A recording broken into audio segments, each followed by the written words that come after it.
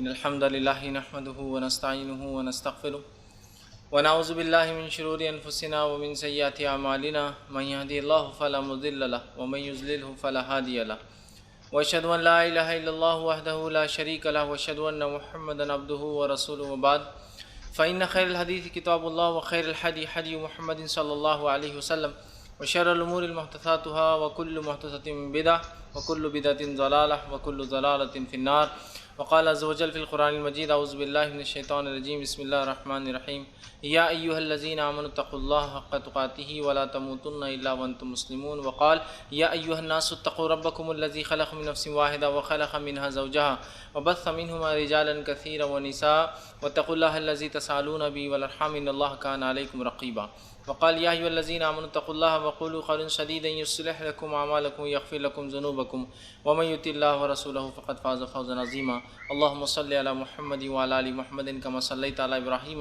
وعلى آل إبراهيم إنك حميد مجيد اللهم بارك على محمد وعلى آل محمد كما باركت على إبراهيم وعلى آل إبراهيم إنك حميد مجيد رب اشرح لي صدري ويسر لي أمري واحلل عقدة من لساني يفقهوا قولي وقال عز وجل في القرآن المجيد أعوذ بالله من الشيطان الرجيم بسم الله الرحمن الرحيم إن نحن نزلنا الذکر وإن له لحافظون اما بعد۔ تمام تعریفیں اس اللہ رب العزت کے لیے لائق و زیبا ہے جو تمام جہانوں کا بنانے والا اور اسے پالنے والا ہے، اور درود و سلام اس کے آخری نبی محمد صلی اللہ علیہ وسلم پر۔ الحمدللہ ہم تمام یہاں اس ہفتے واری درس قرآن کے لیے جمع ہوئے ہیں۔ انشاءاللہ عزیز اس مختصر سے وقت میں آج جس موضوع جس عنوان کے تعلق سے کچھ روشنی آپ کے سامنے ڈالنے کی کوشش کروں گا وہ ایک انتہائی اہم موضوع ہے، اور بہت ساری مرتبہ لوگ اس کے تعلق سے سوال کرتے ہیں، سوال پوچھتے ہیں، اور انشاءاللہ عزیز آج جو میرا عنوان ہوگا وہ ہے قرآن کا جمع اور تدوین۔ قرآن کیسے جمع کیا گیا اور اس کو کیسے لکھا گیا، کلیکشن اینڈ کمپائلیشن آف قرآن۔ چونکہ بہت سارے لوگ سوال کرتے ہیں کہ آیتیں جیسا کہ سورہ فاتحہ ہے نازل بعد میں ہوئی لکھی پہلے گئی، سورہ علق ہے نازل پہلے ہوئی لکھی 96 نمبر کی صورت ہے، اسی طرح بہت ساری مرتبہ سننے میں آتا ہے یہ آیت پہلے تھی پھر نکال دی گئی، وہ آیت پہلے ہوا کرتی تھی یہاں اس کے بعد یہ آ گئی۔ اسی طرح یہ بات بھی سننے میں آتی ہے کہ عثمان ابن عفان رضی اللہ عنہ کے دور خلافت میں آپ نے قرآن کو جمع کر کے جلا دیا تھا، سارے قرآن کو۔ بھئی یہ کیا ماجرا تھا، کیوں جلا دیا حضرت عثمان نے قرآن کو؟ تو بہت ساری باتیں قرآن کی جمع کے تعلق سے لوگ سوال کرتے ہیں، تو میں نے ان سوالات کے مطابق یہ بہتر سمجھا کہ ایک عنوان میں اس پہ تیار کر دوں کہ قرآن کا جمع بشکل مصحف، قرآن جس شکل میں ایک کتابی بکش فارم میں جو ہمیں دکھتا ہے یہ کب جمع ہوا، کیسے جمع ہوا۔ یا پھر لوگ سوال کرتے ہیں کہ قرآن میں زیر زبر لگانا بھی تو بدعت ہے، پہلے تو نہیں تھا، اس کی کیا حقیقت ہے۔ بہت سارے بہرحال سوال جو قرآن کے متعلق کیے جاتے ہیں، اس کے جمع کے متعلق بہت ساری بار ہمارے ذہن میں سوال آتا ہے ایز اے کویشچن۔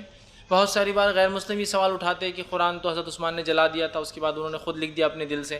تو بہرحال غیر مسلموں کے جواب بھی اس میں آ جائیں گے، مسلمانوں کے ہمارے اپنے جو ڈاؤٹس جس کو کہتے ہیں، جو اشکالات ہوتے ہیں انشاءاللہ وہ بھی دور ہو جائیں گے۔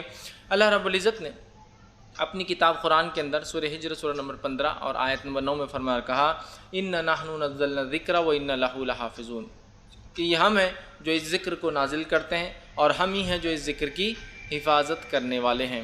تو یہاں اللہ رب العزت نے اس بات کا اعلان کر دیا، یہ بات بتا دی کہ قرآن کا نازل کرنا اللہ کی طرف سے ہے، قرآن کو اللہ نے نازل کیا، ان نحن نزلنا الذکر، اور اللہ ہی اس کی حفاظت کرنے والا ہے، وَإِنَّ لَهُ لَحَافِظُونَ۔ تو قرآن کو اللہ نے نازل کیا اور قرآن کی حفاظت اللہ تعالیٰ ہی کرنے والا ہے۔ تو یہ ہمارا ایمان ہے، قرآن جیسا آج ہمارے پاس موجود ہے یہ من اور ان اللہ رب العزت کی جانب سے نازل ہوا، اور اللہ کے رسول صلی اللہ علیہ وسلم پر نازل ہوا۔ نبی اکرم صلی اللہ علیہ وسلم کو اس کی پوری ترتیب بتائی گئی، نبی اکرم صلی اللہ علیہ وسلم نے صحابہ کو پوری ترتیب بتا دی، اور اسی ترتیب میں قرآن آج ہمارے ہاتھوں میں موجود ہے۔ جس ترتیب میں اس کو پڑھتے ہیں، سوروں کی بھی وہی ترتیب ہے، آیتوں کی بھی وہی ترتیب ہے۔ نہ کسی صحابی نے اس میں کوئی تبدیلی کی، نہ اس کے بعد کسی تابعین نے کوئی تبدیلی کی، نہ ہی امت کا کوئی اجماع اس میں ثابت ہے کہ اس میں ذرہ برابر بھی آگے پیچھے کچھ کیا جائے۔ تو جس ترتیب میں صورتیں جمی ہیں، جس ترتیب میں آیتیں جمی ہیں، یہ اللہ کے طرف سے ہی تھا، یاد رکھیں۔ اور مکمل قرآن کی حفاظت کا ذمہ اللہ تعالیٰ نے لیا۔ لیکن ایک بات ذہن میں آتی ہے کہ قرآن لکھا تو انسانوں کے ذریعے گیا، ٹھیک ہے، ذمہ تو اللہ نے لی حفاظت کا، لیکن اللہ نے ہیومن میڈیم جس کو کہتے ہیں انسانی ذرائع کو استعمال کیا اس کی حفاظت کے لیے، ہے نا۔ تو پہلے تو اس پہ نبی پہ اس کو نازل کیا، نبی پہ نازل ہونے کے بعد یہ لکھا گیا، صحابہ نے اس کے اپنے ذہنوں میں اس کی ترتیب کو یاد رکھا، اس کی ترتیب نبی اکرم صلی اللہ علیہ وسلم نمازوں میں پڑھتے تو صحابہ اس سے یاد کر لیتے، نئی آیتیں آتی تو اس میں انٹروڈیوس جب ہوتی تو اللہ کے رسول جب قرأت کرتے صحابہ سمجھ جاتے کہ نئی آیتیں اس میں آ چکی ہے، کچھ آیتیں آپ نہیں پڑھتے تو صحابہ سمجھ جاتے کہ آیتیں نکل منسوخ ہو چکی ہے، اور اس کے بعد نبی اکرم صلی اللہ علیہ وسلم کے ذہن سے اور صحابہ کے ذہنوں سے بھی وہ آیتیں ختم کر دی جاتی، اللہ خود بھلا دیتا تھا، ٹھیک۔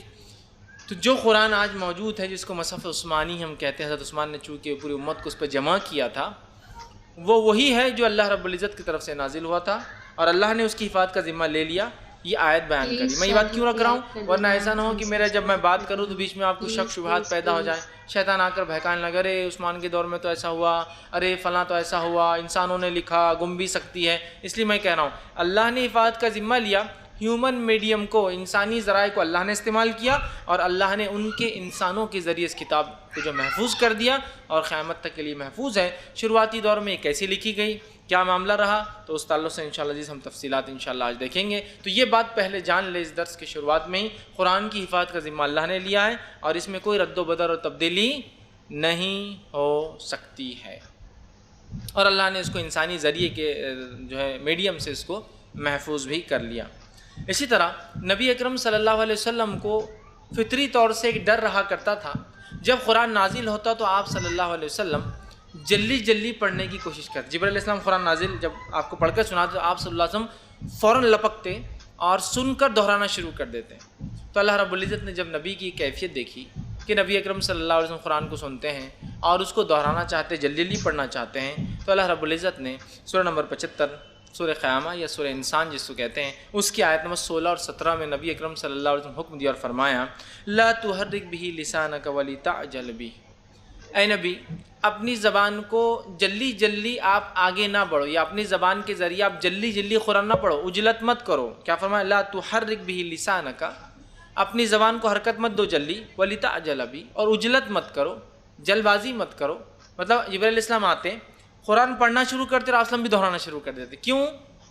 آپ کو ڈر لگتا تھا کہیں بھول نہ جاؤں، فارگیٹ نہ ہو جائے، میں سنوں اور بھول نہ جاؤں، تو اللہ نے کہا لا تحرک بہ لسانک ولتعجل بہ، اے نبی اپنی زبان کو حرکت مت دو اور قرآن کو جلد بازی سے پڑھنے کی کوشش مت کرو۔ ان علینا جمعہ وقرآن، اس کا جمع کرنا اور آپ سے پڑھوانا ہمارا ذمہ ہے۔ فَإِذَا قَرَأْنَاهُ فَاتَّبِعُوا قُرْآنَهُ، اور جب ہمارا قاری پڑھ لے، ہمارا فرشتہ پڑھ لے تو آپ اس کو پھر پڑھیے۔ ثُمَّ إِنَّ عَلَيْنَا بَيَانَهُ، پھر ہمارے ذمے اس کو آپ کے ذریعے بیان کروانا۔ تو اس آیت میں جو باتیں بیان کی گئی، اے نبی جلد بازی مت کیجیے، آپ قرآن کو بھولنے والے نہیں ہیں، جب فرشتہ پڑھ لے تو آپ پڑھیں، اس کا بیان کرنا آپ کے ذریعے یہ ہمارا ذمہ ہے۔ تو اللہ نے یہ بات بھی بتا دی کہ نبی آپ کو گھبرانے کی ضرورت نہیں ہے، آپ کچھ بھولنے والے نہیں ہیں، قرآن آپ سے ہم قرآن کو پڑھوائیں گے، آپ کو یاد رکھوائیں گے اور آپ کے ذریعے بیان بھی کروائیں گے، اس کو باقی بھی رکھیں گے۔ تو یہ آیت نے بھی نبی اکرم صلی اللہ علیہ وسلم کو تسکین دے دی۔ اس کے بعد جب جبرائیل علیہ السلام آتے پورا تلاوت کر لیتے، تب نبی اکرم صلی اللہ علیہ وسلم تلاوت کرتے۔ تو آپ نے جلد بازی تلاوت کے اندر چھوڑ دی، اس لیے کہ پہلے آپ گھبرایا کرتے تھے کہیں قرآن مجھ سے چھوٹ نہ جائے، چوک نہ ہو جائے۔ تو اللہ نے پہلی آیت ہم نے دیکھی سورہ ہجر آیت نمبر 9، اللہ نے اس کی حفاظت کا ذمہ لیا۔ اس آیت نمبر سورہ 75 آیت نمبر 16 اور 17 میں اس بات کی وضاحت کی گئی کہ اللہ نے نبی کو وعدہ کیا کہ آپ کو یاد کروانا، آپ سے پڑھوانا، آپ کے ذریعے بیان کروانا یہ ہمارا ذمہ ہے، لہٰذا نبی آپ پریشان نہ ہو اس معاملے میں، ٹھیک ہے۔ اب جو قرآن جمع ہوا اور جس شکل میں اس کو ہم دیکھتے ہیں، یہ 3 مرحلوں میں ہم تک پہنچا ہے، 3 اسٹیجز سے یاد رکھیں۔ جس کسی کو بھی جو طالب علم علوم القرآن کا، وہ اس چیز کو یاد رکھے، قرآن 3 مرحلوں میں ہم تک پہنچا ہے۔ پہلا اسٹیج نبی اکرم صلی اللہ علیہ وسلم کے زمانے میں قرآن کا جمع ہونا، لکھا جانا اور جمع ہونا۔ دوسرا مرحلہ، دوسرا اسٹیج نبی اکرم صلی اللہ علیہ وسلم کے بعد ابوبکر صدیق رضی اللہ عنہ کے زمانے میں قرآن کا جمع ہونا، اور تیسرا اسٹیج عثمان ابن عفان رضی اللہ عنہ کے دور میں قرآن جمع ہونا۔ اور بس قرآن کے جمع اور ترتیب کا یہی مرحلہ یاد رکھیے، قرآن کی کمپائلیشن کی یہی 3 اسٹیجز ہیں، ٹھیک۔ اس کی ترتیب جو ہوتی ہے، سیکوینس جو ہے، وہ تو صحابہ کو ذہن میں ہی آتا، اللہ کے رسول پڑھ کے سنایا کرتے تھے، لیکن جب اترتا تھا تو لوگ اس کو لکھ لیا کرتے تھے، ٹھیک۔ تو 3 مرحلے میں، تو آئیے پہلے مرحلے سے شروع کرتے ہیں، نبی اکرم صلی اللہ علیہ وسلم کا مرحلہ۔ نبی اکرم صلی اللہ علیہ وسلم کے زمانے میں قرآن کیسے اترا اور کیسے لکھا گیا، اس مرحلے کو فرسٹ اسٹیج سے ہم بات کو شروع کرتے ہیں۔ آئیے اللہ رب العزت سورہ جمعہ سورہ نمبر 62 آیت نمبر 2 میں فرماتا کہتا ہے هو الذی بعث فی الامیین رسولا منہم، کہ وہی اللہ ہے جس نے امیوں میں سے انہی میں سے ایک رسول کو چنا، وہی اللہ ہے جس نے امیوں میں سے ایک رسول کو اپنے چنا، منہم یتلو علیہم آیاتنا، تاکہ وہ ہماری آیتوں کو پڑھ کر سنائے، وہ زکیہم، ان کا تزکیہ کرے، وہ یعلمہم الکتاب، اور اپنی ہماری کتاب کو ان کو پڑھ کر سنائے، ٹھیک ہے، والحکمہ، اور حکمت سکھائے، اور اس سے پہلے تو یہ لوگ گمراہی میں تھے۔ تو یہاں اللہ نے فرمایا جو سورہ جمعہ سورہ 62 آیت نمبر 2 میں، وہی اللہ ہے جس نے امیوں میں ایک رسول بھیجا، انہی میں سے، امی سے مراد عرب اپنے آپ کو امی قوم کہتے تھے، ہم امی ہیں، اور اس بات کی وضاحت اللہ نے بھی قرآن میں کی کہ وہ امی تھے اور رسول بھی امی تھے، مطلب نہ صرف قوم پڑھی لکھی نہیں تھی بلکہ خود رسول اللہ صلی اللہ علیہ وسلم کو بھی قرآن نے امی کہا۔ آئیے، امی کا مطلب ہوتا ہے ناخواندہ، ان پڑھ، جو پڑھے لکھے نہیں ہیں، الٹریٹ۔ تو نبی اکرم صلی اللہ علیہ وسلم امی تھے اور امی قوم میں بھیجے گئے تھے، مطلب خود قوم بھی امی اور خود نبی بھی جو بھیجا گیا وہ بھی کیسا ہے؟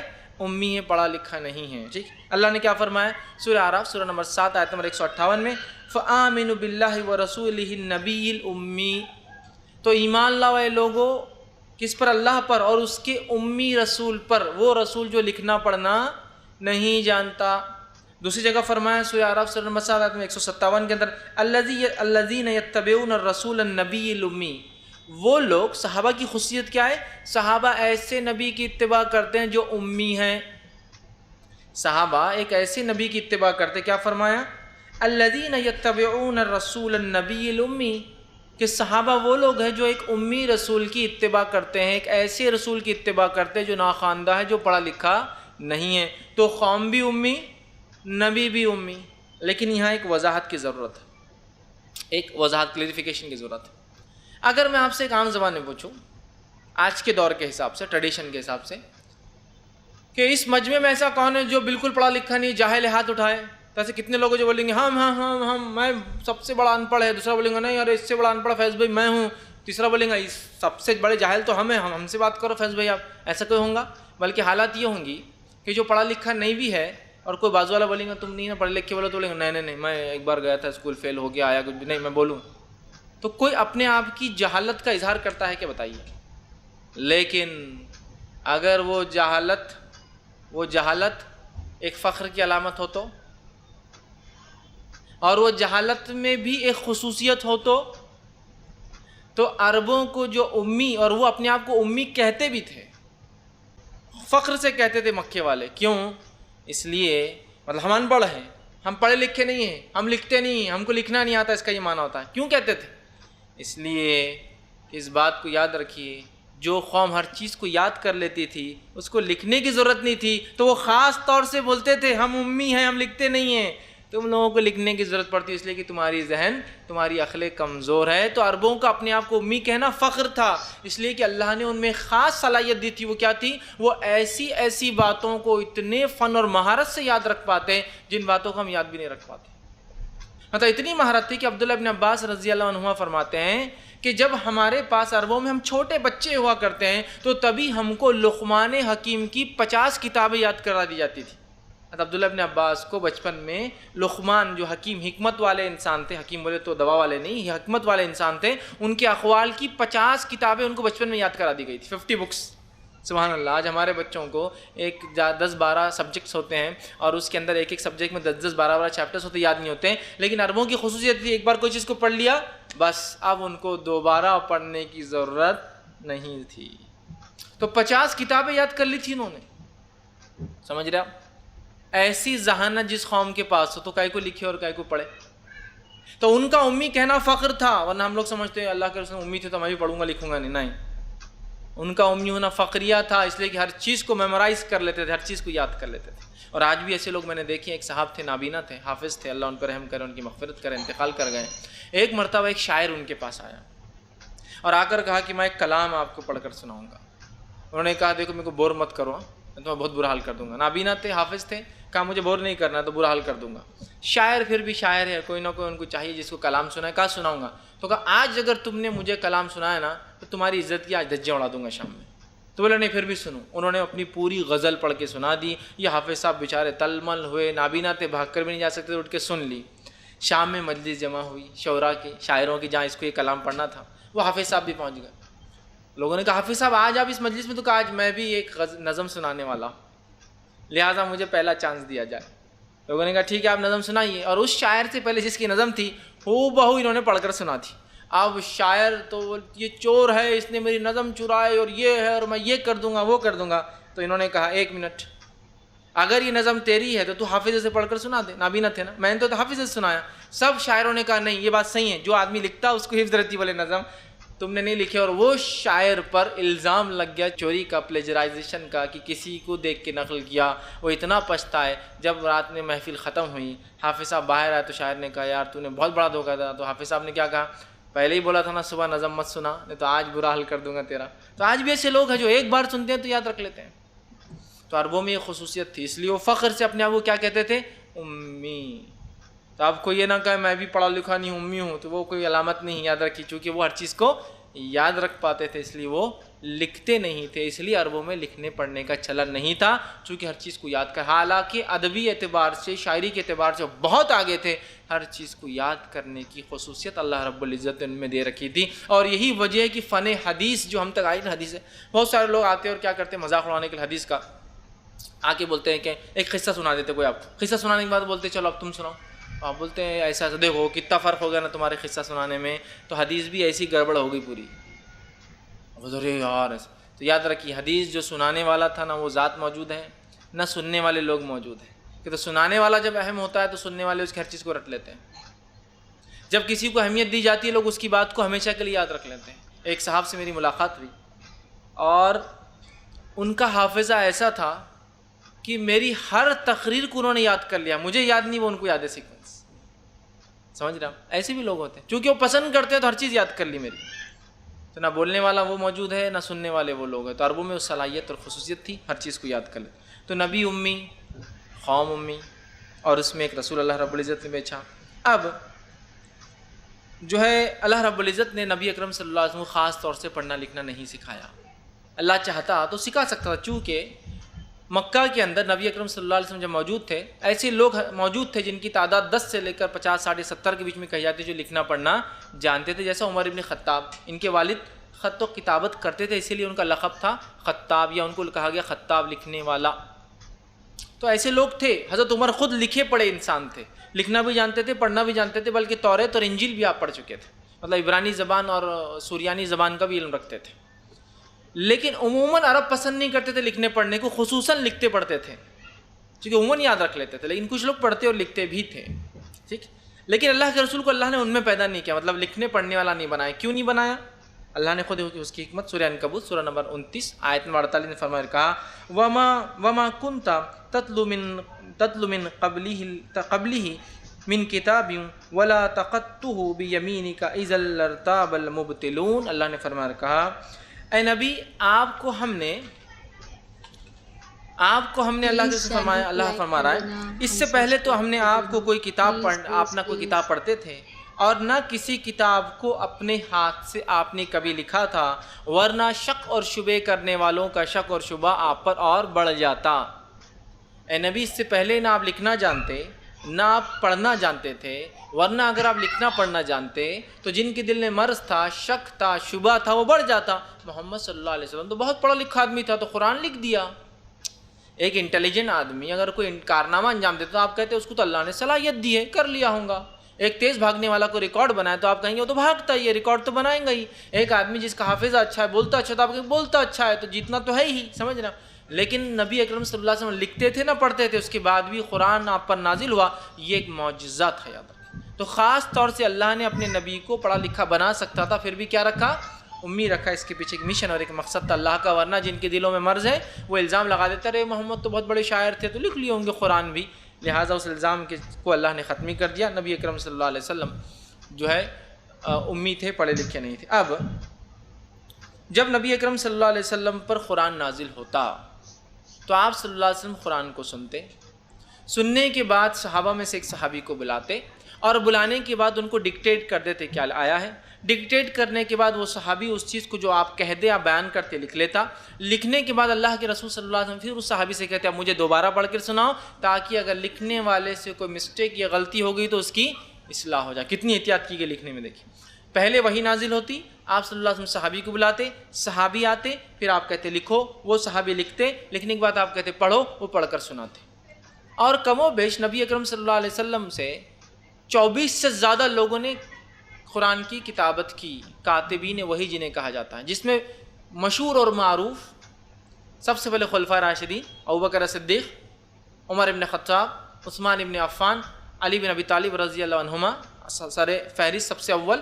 اس کے علاوہ زید بن ثابت الانصاری، یہ انصاری ایک صحابی تھے، زید بن جو ہے ثابت رضی اللہ عنہ. اسی طرح معاویہ بن ابی سفیان رضی اللہ عنہ اور دیگر اور جو ہے ایسے 24 لوگوں نے، یا اس سے کم و بیش آگے پیچھے تعداد آتی ہے، 24 سے زیادہ لوگوں نے قرآن کو اللہ کے رسول صلی اللہ علیہ وسلم اترتا بیان کرتے اور اس کو لکھایا تھا. لکھنے کے بعد آپ کیا فرماتے؟ سناؤ. پھر وہ شخص جو لکھا سناتا، اور سنانے کے بعد آپ صلی اللہ علیہ وسلم اس کو سنتے. تو 24 سے زیادہ لوگوں نے اس کو لکھا، اور جس میں مشہور معروف خلفائے راشدین 4 ہیں. اسی طرح رسول اللہ صلی اللہ علیہ وسلم کے زمانے میں قرآن لکھا گیا، لیکن کتاب کی شکل میں نہیں تھا. رسول اللہ صلی اللہ علیہ وسلم کے زمانے میں قرآن لکھا گیا لیکن بک فارم میں نہیں تھا. کیوں؟ آپ کو بول سکتے ہیں تو بدعت ہوگی نا، پھر جو کام نبی نے نہیں کیا وہ کیسا امت کرتی. بک فارم میں نہیں تھا، کتابی شکل میں نہیں تھا. تو نبی اکرم صلی اللہ علیہ وسلم زمانے میں کیوں کتابی شکل میں نہیں تھا قرآن، پہلے وہ دیکھ لیتے ہیں. تو پھر کیوں کتابی شکل دینا پڑی وہ بھی دیکھیں گے. پھر کیوں نہیں لکھا گیا، بک فارم میں کیوں نہیں تھا. مصحف کہتے ہیں بائنڈڈ بک کو، اسی لیے قرآن کو سینونیمس ٹرم مصحف بولتے ہیں. مصحف الشریف، قرآن شریف جیسا ہم بولتے ہیں. ایک عرب رہیں گا تو بولیں گے مصحف، تو سمجھ جانا قرآن کو انڈیکیٹ. ویسے مصحف کہتے ہیں عام زبان میں بائنڈڈ بک. ٹھیک، تو مصحف بائنڈڈ بک کی شکل میں کیوں نہیں تھا؟ آئیے پہلے وجوہات دیکھ لیتے اور پھر کیوں لکھا گیا وہ بھی وجہ دیکھتے ہیں. پہلے قرآن کے ضائع ہونے کا ڈر نہیں تھا، اس لیے لکھا بھی نہیں گیا مصحف کی شکل میں.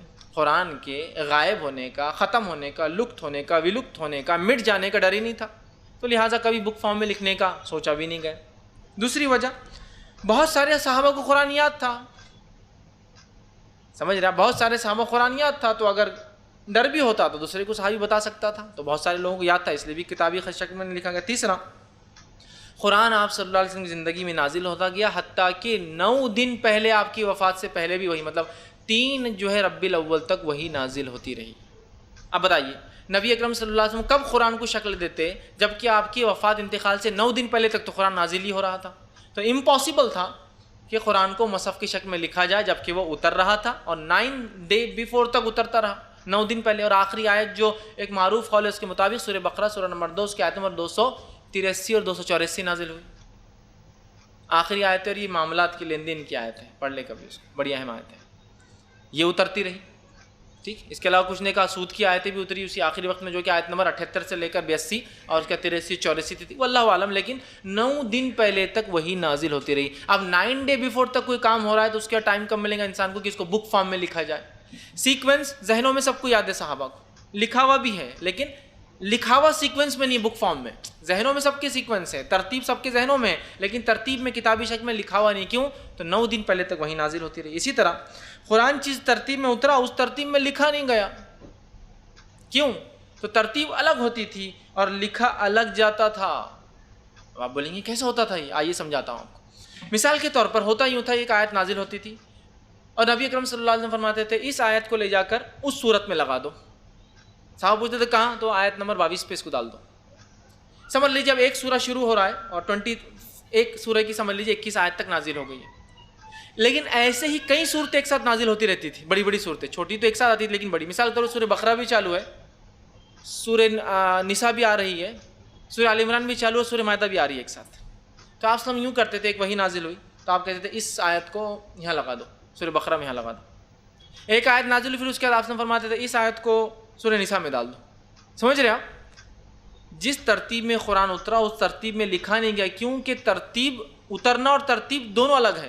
اترتا تھا جیسا وقت اور جیسی ضرورت پڑتی تھی، اور جمع ویسا کیا جاتا جیسا آپ سب فرماتے تھے کہ ترتیب یہ ہوں گی، سیکوینس یہ ہوں گا، لیکن اتری نہیں. جیسا کہ سورہ علق پہلے اتری، لکھی کہاں گئی؟ لیکن 6-9 نمبر پر. تو نبی بتاتے تھے کہاں ڈالنا ہے. تو سورہ علق اتری شروع میں، آپ نے بتایا کہ اس کو ڈالو 96 نمبر پہ، 6-9 پر. سورہ فاتحہ بعد میں اتری، آپ نے بیان کیا اس کو پہلے نازل کر، اس کو پہلے لکھو. ٹھیک، تو سورہ بقرہ میں آج ڈال دو. اچھا، کبھی تو ایسا بھی ہوتا تھا ایک آیت اتری، آپ نے فرماتے اس کو اس آیت کے یہ جملے اور یہ جملے کے بیچ میں ڈال دو.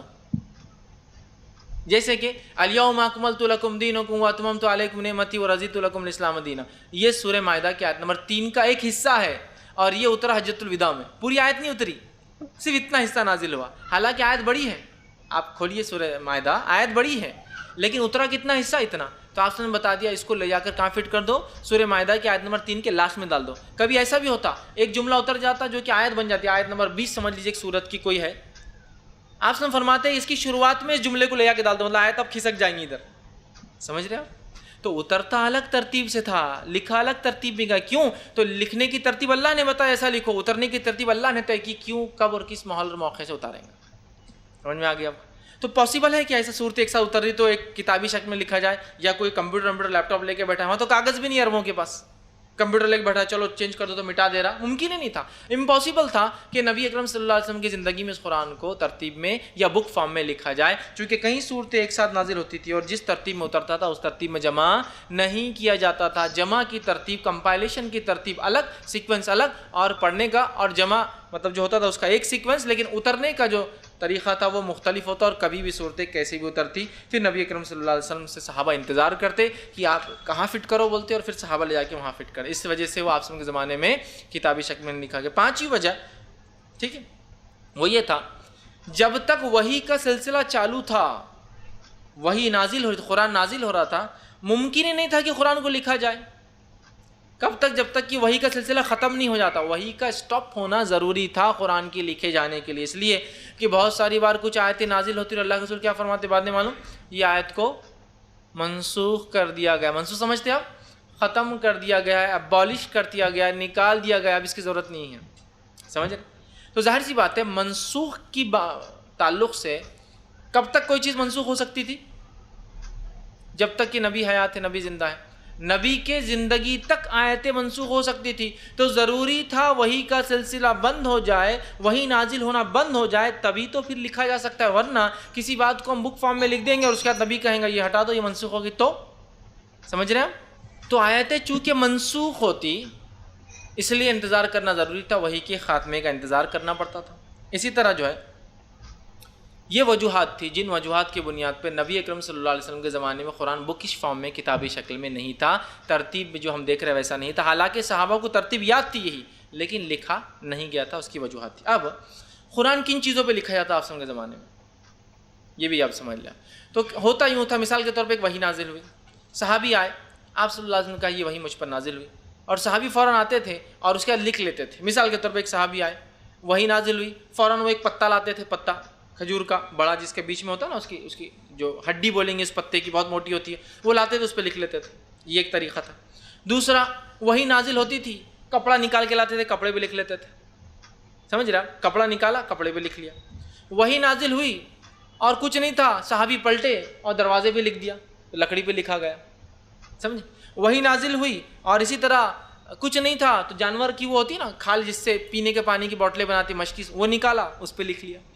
سوکھا ہوا چمڑا ملا، اس پہ لکھ لیا۔ ہڈی ملی جانور کی، جو اونٹ کی ہڈی ہوتی ہے، شولڈر بون ہوتی ہے، بہت چوڑی ہوتی ہے، بکرے کی آپ دیکھیں چھوٹی، اونٹ کی بڑی ہوتی ہے، شولڈر بون پہ لکھ لیا، ہڈی پہ لکھ لیا، لکڑی پہ لکھ لیا، پتوں پہ لکھ لیا، کاغذ پہ لکھ لیا، کپڑے پہ لکھ لیا، دیوار پہ لکھ لیا، در پہ لکھ لیا، دروازوں پہ لکھ لیا، جو ملتا تھا صحابہ بس لکھنا چالو، فوراً ریٹرن ورک شروع، اس لیے کہ عربوں کے پاس اور اس زمانے میں کاغذ کی ایجاد ہو چکی تھی، عربوں کے پاس کاغذ نہیں تھا کہ کوئی پین پیپر لیں گا، کوئی ٹیکنالوجی کے دور نہیں ٹائپ کریں گا، فوراً جو موجود ہوتا لکھ لیتے۔ حتیٰ کہ ایسا بھی ہوا کہ کبھی وہی نازل ہوئی، کچھ نہیں تھا، برتن کو پلٹا کے لکھ لیا اور لے آ کے پلیٹ کو سیو کر کے رکھ دیا، جو ملا بس لکھ لیا، برتنوں پر، کپڑوں پر، کاغذ پر، پتوں پر، ہڈیوں پر، پتھروں پر، دروازوں پر، در پر، جہاں ملتا تھا صحابہ۔ کبھی ایک اور تو کو وہی نازل کچھ نہیں تھا، جی بیان کیجیے، لکھ لیا، کپڑے کو پھاڑ کے گھر میں لے آ کے رکھ دیا، ہو گیا، سمجھ رہے آپ؟ تو جو ملا اس پر وہی لکھ دی گئی، اور اس طرح سے پورا قرآن لکھا گیا۔ اور جب کاتب لکھتا آپ سے فرماتے سناؤ، پھر وہ پڑھ کے سناتا میں نے کیا لکھا، اللہ کے رسول اس کو ویریفیکیشن کرتے ہیں، یہ درست ہے، ٹھیک۔ اسی طرح یہ پہلا دور ختم ہو گیا، تو نبی اکرم صلی اللہ علیہ وسلم کی زندگی میں پورا قرآن لکھا گیا، پورا قرآن ترتیب میں صحابہ کو یاد تھا، لیکن پورا قرآن ترتیب میں کتابی شکل میں نہیں لکھا گیا، سمجھ رہے آپ فرق کیا ہے؟ خالی اترا پورا لکھا پورا گیا لیکن پوری ترتیب کے ساتھ ایک شکل، ایک کتابی شکل نہیں تھی. تو اس کی ترتیب سیکوینس کس کے پاس تھی؟ صحابہ کے ذہنوں میں اس کی ترتیب تھی. اس بات کو ہم کو یاد رکھنا ہوگا. اب پہلا دور ختم ہوا، اللہ کے رسول صلی اللہ علیہ وسلم کی وفات کے 9 دن پہلے تک وحی نازل ہوئی، آپ کی وفات ہوگی، معاملہ ختم. اب ہوا 12 ہجری کا واقعہ، رسول اللہ صلی اللہ علیہ وسلم کے دنیا سے جانے کے تقریباً 1 سال، 1.25 سال یا 1.5 سال کے قریب والا ایک واقعہ ہوگا. 12 ہجری کا یہ واقعہ ہے. جنگ یمامہ ہوئی، ایک جنگ ہوئی، گھماسان جنگ، جو مسیلمہ کذاب کے ماننے والوں کے خلاف ابوبکر صدیق کا ایک مشن تھا. یہ اپوسٹیٹ جس کو کہتے ہیں، جنہوں نے جھوٹی نبوت کا دعویٰ کیا، ان کے خلاف ایک جنگ ہوئی. بہت گھماسان جنگ، مسیلمہ کذاب کے ماننے والے بھی اڑے ہوئے تھے. اس جنگ میں 70 قاری، 70 حفاظ مارے گئے. 70 صحابہ جو حافظ قرآن تھے شہید کر دیے گئے.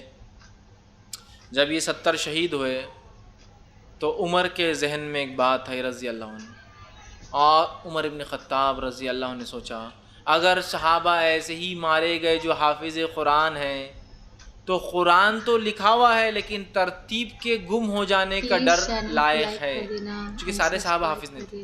ترتیب کے سیکوینس کے کھو جانے کے چانسز زیادہ ہے. آپ گئے اور کہا ابوبکر میں گزارش کرتا ہوں تم سے، کیوں نہ قرآن کو کتابی شکل میں لکھ لیا جائے، کیوں نہ قرآن کو کمپائل کر دیا جائے جمع کر کے. ابوبکر نے کہا عمر کیا تم مجھے ایسا کام کرنے کا حکم دیتے ہو جو اللہ کے رسول صلی اللہ علیہ وسلم نے نہیں کیا؟ عمر خاموش ہو گئے. لیکن پھر آئے، کہا ابوبکر صحابہ اسی رفتار سے اگر جنگوں میں مارے گئے، قرآن کی ترتیب کھونے کا ڈر ہے، تم کچھ کرو. ابوبکر نے کہا میں نہیں کر سکتا ہوں یہ کام، اس لیے کہ اللہ کے رسول نے نہیں کیا. پھر عمر ابن خطاب ایک مرتبہ فجر کی نماز پڑھی، آئے ابوبکر کے پاس بیٹھے رضی اللہ عنہ. کہا ابوبکر کیا اللہ کے رسول صلی اللہ علیہ وسلم نے تمہیں اور مجھے لکھنے کا حکم نہیں دیا؟ کہاں دیا. اور کیا ہم نے اللہ کے رسول صلی اللہ علیہ وسلم کی زندگی میں پورا قرآن نہیں لکھا؟ تو کہاں لکھا. تو میں تم سے کوئی نیا کام کرنے کو کہاں کہہ رہا ہوں، میں تو کہہ رہا ہوں جو اللہ کے رسول صلی اللہ علیہ وسلم نے لکھایا اس لکھائی کو ہم جمع کر لیتے ہیں. اور ابوبکر صدیق کہتے ہیں کہ اس دن اللہ نے میرا سینہ کھول دیا. عمر کی بات مجھے سمجھ میں آئی کہ کوئی نیا کام نہیں کر رہے عمر کرنے کو، اللہ کے رسول صلی اللہ علیہ وسلم لکھایا نا، عمر تو کہہ رہے صرف جمع کر لو جو لکھایا گیا، اس میں کوئی خبات نہیں ہے. ابوبکر نے کہا ٹھیک ہے عمر، چلو اس کو ہم جمع کر لیتے ہیں. اور جمع کرنے کے لیے زید بن ثابت الانصاری کے نام سے مشہور ایک انصاری صحابی تھے، یہ ان کے پاس گئے اور کہا زید تم قرآن کو جمع کر لو. زید نے کہا اگر تم مجھے کہو کہ پہاڑ کو کھود کے پورا ادھر سے ادھر ٹرانسفر کرنا ہے کر دیتا ہوں، قرآن کو میں نہیں لکھ سکتی، اس کے ذمہ آنے والی پوری قوم اس پر ڈیپینڈ ہو جائیں گی، میں اس کو نہیں لکھ سکتا، میں اس کو ترتیب نہیں دوں گا، میں اس کو کتابی شکل نہیں دوں گا. خلیفہ اور عمر ابن خطاب نے منایا، کہا زید تم وہ شخص ہو کہ تمہارے سامنے قرآن نازل. اور زید بن ثابت یہ بڑے جو ہے کم عمر تھے، آپ ان کے زمانے میں جب آپ مدینہ ہجرت کر کے آئے تو یہ بمشکل 6-7 سال کے تھے، اور تبھی 17 صورتیں یاد کر چکے تھے. جب اللہ کے رسول مدینہ آئے تو ان کے والد لائے اور کہا اللہ کے رسول میرا بیٹا زید ہے اور یہ بہت اچھا حفظ کرا ہے. آپ ان کا سنا اور پوری 17 صورتیں انہوں نے پہلے دن ہی اللہ کے رسول سنا. آپ سن بڑے خوش ہوئے ان سے. اور ہر سال ان کو کیوں چنا گیا؟ ہر سال جب رمضان میں اللہ کے رسول صلی اللہ علیہ وسلم جبرائیل کو قرآن سناتے جتنا اترا، اور جبرائیل آپ کو سناتے، تب زید بھی ساتھ میں قرآن سنتے. اور خصوصیت ان کی یہ تھی کہ آخری مرتبہ آپ کی زندگی کے آخری سال رمضان میں جبرائیل علیہ السلام نے اللہ کے رسول سے 2 بار سنا اور 2 بار سنایا، اور ان دونوں سما میں یہ بیٹھے ہوئے تھے. تو گویا ان کو ایگزیکٹلی پریسائسلی 100% سیکوینس یاد تھا.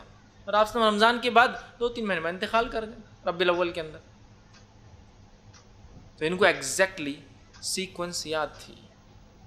ٹھیک، اس لیے ان کا انتخاب کیا. ذہین تھے، کم عمر تھے. اسی طرح آپ ان سے پورے زمانے جب تک رہے مدینہ میں قرآن جو رمضان میں دوہر سنتے تھے، آخری دور میں بھی 2 مرتبہ ہوا آپ شامل تھے. تو لہٰذا ان کو چنا گیا. زید نے پھر بڑی مشکل سے مانا اور کہا عمر اتنی بڑی ذمہ داری تم نے مجھے دے دی کہ اگر تم مجھے پہاڑ کھودنے کا کہتے تو شاید میں کر لیتا، لیکن یہ نہیں ہوں گی. اور یہ بخاری کے اندر یہ واقعہ پورا آپ کو انشاءاللہ مل جائے گا کہ کیسے ان کو منایا گیا، کیسے وہ مانے. اس کے بعد ابو داؤد کی روایت میں تفصیلات اور ملتی ہے کہ حضرت عمر کو زید بن ثابت نے کہا عمر تم بھی میری مدد کرو گے، ایسا میرے اکیلے سے نہیں ہوگا. کہا ٹھیک. اور بھی صحابہ تھے مدد کے لیے، لیکن مین ٹیم کے لیڈر یہ تھے. عمر ابن خطاب رضی اللہ عنہ نے جو مشورہ دیا وہ یہ تھا ابو داؤد کی روایت میں کہ حضرت عمر نے کہا کہ ہم کیا کریں گے، مسجد نبوی میں جمعہ کے دن اعلان کریں گے کہ جس جس کے پاس قرآن ہے لے کر آئے. اب آپ کہیں گے یہ کیوں اعلان ہو رہا ہے؟ زید بن ثابت کو پورا قرآن یاد، عمر کو پورا قرآن رضی اللہ عنہ، ابوبکر رضی اللہ عنہ کو پورا قرآن یاد، پھر یہ کیا چکر ہے؟ پورا قرآن یاد ہونے کے بعد بھی یہ بات طے کی گئی کہ زید بن ثابت نے، عمر بن خطاب نے، ابوبکر صدیق رضی اللہ عنہما نے یہ طے کیا ان لوگوں نے کہ ہم قرآن کو حافظے سے نہیں لکھیں گے تاکہ تھوڑی بہت مسٹیک کا چانس ہو تو وہ بھی ختم ہو جائے. تو طے کیا گیا ایک لکھی ہوئی آیت آنا اور 2 لوگوں نے قرأت کر کے سنانا تو ہی لکھیں گے قرآن کے اندر. سیکوینس، ترتیب ذہنوں میں ہے، لیکن جب تک وہ آیت ون ٹائم ریٹرن نہیں آتی اور 2 لوگ آ کے گواہی نہیں دیتے کہ آیت ایسی نازل ہوئی اور ہم تھے، تب تک نہیں لکھا جائے گا. مسجد میں اعلان کیا جو ہے لاؤ، اور لوگ مسجد نبوی میں آتے اور اپنی مصحف، پرچے، چمڑے، تھیلیاں، تختے، لکڑی، ہڈیاں لاتے اور بتاتے، اور پھر زید لکھنا شروع کر دیتے. ارے آگے ایک آیت، 2 لوگ آ گئے، یاد تو لاکھوں لوگوں کو تھا لیکن 2 لوگ آ گئے، چلو لکھ لو. اب ہوا یہ کہ سارا قرآن مل گیا. سورہ توبہ کی 2 آیتیں اور سورہ احزاب کی 1 آیت مل ہی نہیں رہی. یاد ہیں نہیں مل رہی، کیسا معلوم ہوا؟ حافظے میں ہیں، ریٹرن نہیں مل رہی. لیکن طے کیا ہوا؟ جب تک ایک بار لکھی ہوئی نہیں ملیں گی اور 2 گواہ نہیں بولیں گے لکھا نہیں جائیں گا. اب پریشان. لیکن جو ہے یہ ابو داؤد کی روایت ہے، کافی جمعوں تک اعلان کیا گیا، 3 آیتیں ابھی بھی نہیں مل رہی. یاد سب کو ہے لیکن طے کیا ہوا؟ جب تک لکھا ہوا نہیں دیکھیں گے نہیں لکھیں گے. لیکن الحمدللہ ایک جمعہ ایسا ہوا کہ ایک صاحب 2 آیتیں سورہ توبہ کی لے کر آئے، اور اس کے بعد سورہ احزاب سورہ نمبر 33 آیت نمبر جو اس کی 23 یہ نہیں مل رہی تھی. 3 آیتیں آخری مل گئی. قرآن پورا ذہن میں تھا، پھر بھی ذہن پر اعتماد نہیں کیا گیا، حافظ میمورائزیشن پہ اعتماد نہیں کیا گیا. لکھا ہوا ون ٹائم، 2 لوگ گواہ آئے تو پورے قرآن کو لکھ لیا گیا. ایک مصحف بنائی گئی، مصحف بنا کے ابوبکر صدیق کو پیش کی گئی. ابوبکر صدیق نے مصحف کو دیکھا اور کہا اے عمر یہ اچھی بدعت ہے، لیکن اچھا نیا کام کیا تم نے. اور بہت سے لوگ اس کو پیش کرتے ہیں، بدعت کر سکتے، بدعت حسنہ، اچھی بدعت. بیوقوفانہ بات مت کیجیے. عربوں کی زبان میں بدعت کا کیا معنی ہوتا ہے؟ ایک تو معنی شرعی ہوتا ہے اور ایک معنی ہوتا ہے ان کی لینگویج کا. جیسا ہم کہیں گے الاول تو یہ اللہ کی ایک صفت ہے، لیکن ہم جانتے ہیں اول جماعت بھی ہوتی ہے، اول جماعت، دوم جماعت، سوم اردو میں ہوتی ہے نا. تو یہ اللہ کے نام اور صفت والا اول نہیں ہے، یہ پہلے والا اول ہے. تو بدعت کے کئی معنی ہوتے ہیں، نئی چیز، ایجاد کردہ چیز. لیکن دین میں بدعت حرام ہے، شریعت کے اصطلاح میں بدعت حرام ہے. لیکن عربوں کی زبان میں جو بدعت ہے وہ تو جائز ہے نا. گاڑی میں اچھی بدعت کی، اچھا الٹریشن کیا، میں نے گھر میں بدعت کر دی، نیا بنا دیا، جائز ہے نا. سمجھے؟ تو لنگوسٹکلی بول رہے ہیں وہ، آپ زبان کے اعتبار سے بول رہے ہیں اچھا نیا کام کیا عمر تم نے، شرعی بدعت کی نہیں بول رہے ہیں آپ، اچھی بدعت کی بول کر. سمجھ رہے؟ پھر وہ کتاب آپ نے لی، اپنے پاس رکھ لی، ٹھیک. اور آپ کے انتقال کے بعد وہ کتاب پہنچی عمر ابن خطاب کی کسٹڈی میں. عمر ابن خطاب کی انتقال کے بعد آپ نے وصیت کی اور کہا یہ کتاب حفصہ کو دے دو جو اللہ کے رسول صلی اللہ علیہ وسلم کی بیوی تھی اور آپ کی بیٹی تھی. حفصہ کو دے دو. اور یہ کتاب حفصہ رضی اللہ عنہا کی کسٹڈی میں رہی. اس قرآن کا کیا ہوا انشاءاللہ حضرت عثمان کے دور میں پھر ہم دیکھیں گے، 3rd فیز آئیں گا، ٹھیک. تو یہ تھا دوسرا مرحلہ. اب قرآن کے جمع کا تیسرا فائنل مرحلہ، جس مرحلے کے بعد اس قرآن کو ہم کہتے ہیں مصحف عثمانی نام پڑا کہ عثمان نے جس مصحف امت کو جمع کر دیا.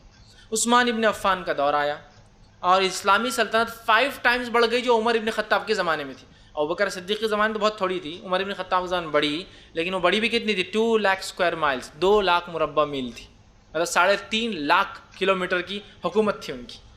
لیکن حضرت عثمان کے دور میں 5 گنا بڑھ گئی، 15 لاکھ مربع 10 لاکھ مربع میل، جس کو ہم کہیں گے 10 لاکھ اسکوائر مائلز یا کلومیٹر میں اگر کیا جائے تو 16.7 لاکھ اسکوائر مائلز، تقریباً 20 سے 22 یا 23 یا 25 ملک جس میں ہوتے ہیں، اتنی بڑی ہو. اور آرمینیا اور آذربائیجان، رشیا کا جو حصہ تھا اب آزاد ہو چکا ہے، آرمینیا اور آذربائیجان کے بیچ میں مسلم فوجیں کھڑی ہیں اور حذیفہ بن یمان رضی اللہ عنہ ایک صحابی کھڑے. تیسرے مرحلے کی بات ہو رہی ہے. ہوا یوں کہ ایک شامی فوجی خیرت سنا رہا ہے، ایک جو ہے عراقی فوجی کو خیرت سنا رہا ہے. اپنے خیموں میں فوجی بیٹھے تھے تو وہ گپ شپ بیکار کی باتیں نہیں کرتے تھے، خیرت سنا رہا ہے. تو شامی فوجی نے کہا اس عراقی فوجی کو میری خیرت تیری خیرت سے اچھی ہے. تو اس نے کہا میری خیرت تیری خیرت سے اچھی ہے. اور دونوں کھڑے ہو گئے اور شامی نے بھی اور عراقی نے بھی تلوار نکالی اور گلے پہ لے کے آگے ایک دوسرے کی. کہا اب اگر بولا اس کے آگے کچھ کہ تیری اچھی تو میرے ہاتھ سے گیا، اس نے تو نے بھی اگر کہا تیری اچھی تو میرے ہاتھ سے گیا. حذیفہ بن یمان موجود تھے، جھگڑے کو مٹایا اور فوراً چھٹی لی اور کہا کہ میں واپس جا رہا ہوں مدینہ. مدینہ پہنچے, فجر کی نماز پڑھی, رات پہنچے, فجر کی نماز پڑھی اور فوراً فجر کی نماز کے بعد مسجد نبی بیٹھ کے عثمان بہت بڑا مسئلہ ہے تم سے ڈسکس کرنا, بیٹھو. حذیفہ بن یمان یہ بہت مشہور اور معروف اور جلیل القدر صحابی ہے, یمن کے رہنے والے تھے, الیمان اسی لیے ان کو کہا جاتا ہے. اب وہ صحابی نے کہا رکو, تو عثمان رک گئے. کہا عثمان بڑا مسئلہ ہے, میں بھی زندہ ہوں, تم بھی زندہ اور کئی صحابہ زندہ ہے, اور یہ تابعین تلواریں نکال رہے ہیں خیرت کے اوپر. اگر ہم نے ان کو ایسے ہی چھوڑ دیا دنیا سے چلے گئے تو کاٹ دیں گے دوسرے قرآن کے پڑھنے پر. سمجھ رہے آپ؟ اور دونوں لوگ جو ہے وہ نہیں تھے جن کی زبان میں قرآن نازل ہوا. عربی تو تھی لیکن قرآن کی زبان میں نازل نہیں ہوا. اور عراق کی زبان اس زمانے میں عربی نہیں تھی اور نہ ہی شام کی زبان عربی تھی. یہ بعد میں عربی ممالک بنے. ٹھیک, عربی جو زبان بولی جاتی تھی وہ تھا یمن اور مکہ, اور اس کے اطرافی کچھ قبائل عربی بولتے تھے, یاد رکھیے. اصل عربی زبان یمن سے شروع ہوئی, یاد رکھیے, اور انہی سے حضرت اسماعیل نے سیکھی, حاجر علیہ السلام نے سیکھی, اور پھر وہ چلتی رہی. تو بس یہ عربی بولتے اور باقی غیر عرب ملک تھی, بعد میں عرب میں شامل ہوئے, عربی بولنے لگے, تو ان کی عربی زبان نہیں تھی. اب جھگڑا ہو رہا ہے ان کا زبان کے. حضرت عثمان نے کہا بات تو سنگین ہے, مسئلہ سنگین ہے, اور یہ بخاری کی روایت ہے جو حذیفہ بن یمان سنا آ کر بات کی, معاملہ بڑا سنگین ہے, لہٰذا میں تمہاری اپین کو سنجیدگی سے لیتا ہوں, کچھ کرتا ہوں. پھر آپ نے سوچا ایک ٹیم بناتے ہیں, اور پھر ٹیم بنائی گئی, اور اس ٹیم میں لیڈر کس کو بنایا گیا؟ زید بن ثابت کو. کیوں؟ وہی فضائل کی وجہ سے. اور ابوبکر نے جس کو چنا, عثمان نے کہا میں بھی اس کو ہی چنتا ہوں, اور یہ ینگ تھے اس زمانے میں. کہا زید بن ثابت تم جو ہے قرآن کو کمیٹی بناؤ گے, لکھوں گے. زید نے کہا بہت بھاری ذمہ داری پھر تم میرے پہ ڈال رہے ہو. ابوبکر نے بھی ڈال دی تھی, میں نے نہیں مانا تھا, پھر میں نہیں کروں گا. لیکن بہت ان کو پیچھے پڑ کے کہا ضروری ہے ورنہ ہم چلے جائیں گے دنیا سے, لوگ مریں گے, کاٹ ایک دوسرے کو کریں گے صرف زبان قرآن کے پڑھنے پر. کہا ٹھیک ہے کچھ کرتے ہیں, مجھے اور لوگ دو. تو ان کو اور 3 لوگ, ایسے 4 لوگوں کی کمیٹی بنائی گئی. 3 لوگ جو ان کو دیے گئے زید بن ثابت کو, پہلے تھے عبداللہ بن زبیر رضی اللہ عنہ, دوسرے تھے سعید بن العاص رضی اللہ عنہ, اور تیسرے تھے عبد الرحمن بن حریث رضی اللہ عنہ. سعید بن عاص انہیں اس لیے دیے گئے کہ یہ عربی زبان میں بہت مہارت رکھتے تھے اور قریشی تھے, تینوں قریش کے تھے. یہ انصاری تھے لیکن یہ قریشی تھے. اور عثمان نے تاکید کی رضی اللہ عنہ کہ دیکھو زید, جب اختلاف ہو زبان کے معاملے میں تو ان تینوں کی بات لی جائیں گی, چونکہ قرآن قریش کے لہجے میں اترا تھا. زید نے کہا بالکل صحیح, جب مجھ سے کوئی ایسی اختلاف ہوں گی زبان میں بولنے میں تو میں ان کی بات سنوں گا, اس لیے کہ انصاریوں کی عربی میں قرآن نہیں اترا تھا, قریشیوں کی عربی میں قرآن اترا تھا. تو کہا ٹھیک ہے, یہ بات تو طے ہو گئی, اختلاف جب مجھ میں اور ان میں ہوں گا ان کی بات لی جائیں گی, میری بات چھوڑ دی جائے گی. کہا ٹھیک ہے. کمیٹی بن گئی اور ابوبکر صدیق رضی اللہ عنہ کی مصحف منگائی گئی. سمجھ رہا؟ وہ مصحف کی ترتیب اور اس مصحف کے اعتبار سے لکھنا جو ہے شروع کیا گیا. ٹھیک, اور شروعاتی دور میں کوفی اسکرپٹ, کوفی جو طریقہ ہے لکھنے کا, اس طریقے سے قرآن, جو کہ اس طرح چلن تھا, کوفہ کے نام سے وہ کوفی کہلاتی اسکرپٹ, اس اسکرپٹ میں قرآن کو لکھا جانے لگا. ٹھیک, اور جو ہے مصحف تیار کی گئی, اور 6 مصحف, ایک روایت میں 5 مصحف آتا ہے, 5 to 6 ڈفرنٹ کاپیز آف قرآن تیار کی گئی. اور وہ 5 اور 6 کاپی تیار ہونے کے بعد آفیشیلی اس کو عرب کے 6 علاقوں میں بھیج دیا گیا. ایک مصحف مکہ گئی, ایک مصحف شام گئی دمشق, ایک مصحف مصر گئی, ایک مصحف عراق گئی. ٹھیک, ایسے 6 مصحف تھے, 5 سے 6 مختلف علاقوں میں. ایک روایت میں آتا عثمان بن عفان رضی اللہ عنہ ایک مصحف اپنے لیے رکھی اور 5 مصحفوں کو بھیج دیا. صرف مصحف نہیں بھیجی, مصحف کے ساتھ خاری بھیجے کیسا پڑھنا ہے. وہ گئے اور حکم دیا گورنرز کو, گورنرز مصحف آفیشیل آ چکی ہے, خاری پڑھ کر سنائیں کیسا پڑھنا ہے, باقی ساری کتابیں قرآن جتنی چلن میں سب جمع کی جائے. گورنرز نے پوری کتابیں جمع کی جو ان کے پاس چلن میں تھی, اور اس کے بعد عثمان نے حکم جاری کیا جو کہ بہت ہی, جس کو ہم کہیں گے عام زبان میں ایک ڈیسائسو سٹیپ تھا لیکن نیسیسری سٹیپ تھا, بہت ہی خطرناک قدم تھا لیکن ضروری قدم تھا. کہا ساری مصحف جمع کی جائے, بحکم خلیفہ سب کو آگ لگا دیا جائے. عبداللہ ابن مسعود کھڑے اور کہا عثمان میں تمہارے اس فیصلے کے خلاف ہوں, تم اللہ کی کتاب کو کیسے جلا سکتے ہو. لیکن بعد میں عثمان نے اور جب دیگر لوگوں نے سمجھایا, بالاتفاق صحابہ کے اجماع کے ان سارے قرآن کو جلا دیا گیا جو ان مصحف سے ہٹ کر تھے, اب آپ کہیں گے عثمان نے کیوں کیا یہ رضی اللہ عنہ؟ وہ اس لیے عثمان بن عفان یہ سوچ رہے تھے کہیں ایسا نہ ہو کچھ مصحف باقی رہے جس کی وجہ سے اختلاف امت میں قرآن کے معاملے میں رہ جائے۔ کیوں ایسا؟ کیوں اختلاف کہہ سکتے ہیں؟ کیوں قرآن الگ تھا؟ اس لیے بہت سارے قرآن کی کاپیاں چلن میں تھی، وہ کاپیز تھی جو صحابہ کی پرسنل بکس تھی۔ جیسے کہ عبداللہ ابن مسعود بھی خاموشی سے قرآن اپنا لکھا کرتے تھے الگ سے گھر جا کر، لیکن رسول اللہ نے ویریفیکیشن نہیں کیا تھا اس کتاب کا۔ جیسے ٹیچر بچوں کو پڑھا رہا ہوں، آپ لوگ نوٹس بتا رہے ہیں، کچھ لوگ آ کے مجھ سے نوٹس چیک کراتے ہیں، میں اس کو چیک کرتا ہوں تو یہ آتھینٹک نوٹس ہے، لیکن کچھ نوٹس آپ بنا کے گھر لے جاتے ہیں، میں چیک نہیں کرتا ہوں، لہٰذا یہ ان آتھینٹک نوٹس ہے۔ تو بہت سارے صحابہ کیا کرتے تھے، گھر جا کے پرسنل لکھتے تھے۔ کچھ لوگ وہ سورے لکھتے تھے جو ان کو یاد نہیں ہو رہے، کچھ لوگ وہ صورتیں لکھتے تھے جو ان کو پسند نہیں، کچھ لوگ وہ صورتیں لکھتے تھے جو ان کو لگتا ہے لکھنا چاہیے، کچھ لوگ وہ صورتیں لکھتے تھے جو ان کو سنے آتی تھی، آپ نے سنا اور لکھ لیا۔ سمجھ رہے آپ؟ پرسنل نوٹس تھے۔ امکان تھا کہ یہ پرسنل لکھے ہوئے قرآن آگے چل کے نقصان دہ ثابت ہو سکتے ہیں۔ جیسے کوئی کہے کہ عبداللہ ابن عباس نے تو اتنا ہی قرآن لکھا، قرآن اتنا ہی ہے۔ سمجھ رہے آپ کیا ہوتا تھا؟ حضرت عثمان نے کوئی قرآن میں کمی یا زیادتی نہیں کی، کوئی ترتیب کو نہیں بدلا۔ قرآن میں سوروں کی ترتیب وہی جو اللہ کی طرف سے اللہ کے رسول کو بتائی گئی تھی، آیتوں کی ترتیب وہی ہے جو اللہ کی طرف سے رسول اللہ صلی اللہ علیہ وسلم کو بتائی گئی تھی، کچھ چینج نہیں کیا، صرف سیکوینس آپ نے کیا، اچھے سے لکھوایا، آفیشیل کاپیز بنائی۔ اور حضرت ابوبکر کی مصحف میں اور بھی حرف تھے۔ اب یہ حرف کیا ہے؟ ایک بہت لمبا وہ ہے کہ قرآن 7 حرف میں 7 الگ الگ طریقوں سے نازل ہوتا تھا، وہ تھے، لیکن اب عثمان نے سوچا یہ باقی اب نہیں رکھے جا سکتے ہیں، لہٰذا کوئی ایک حرف پہ متفق ہو جاتے ہیں، اور جو آپ کو بہتر لگا آپ نے لکھ دیا، اور وہ ایک حرف ہمارے پاس موجود ہے آج کی قرآن کے شکل میں۔ تو اب یہ کاپیز اگر بچ جاتی ہے ایکسٹرا تو کیا کریں گے؟ یہ کاپیز نقصان دیں گی، اختلاف ہوں گی۔ آپ نے ساروں کو جمع کرایا، عبداللہ ابن مسعود بعد میں مان گئے اور آگ لگا دی گئی۔ یہ بہت خطرناک قدم تھا، لیکن ضروری اقدام تھے۔ جلا دی گئی اور یہ کاپی ختم کر دی گئی۔ تو پھر اب عثمان ابن عفان رضی اللہ عنہ کی مصحف کہاں ہے؟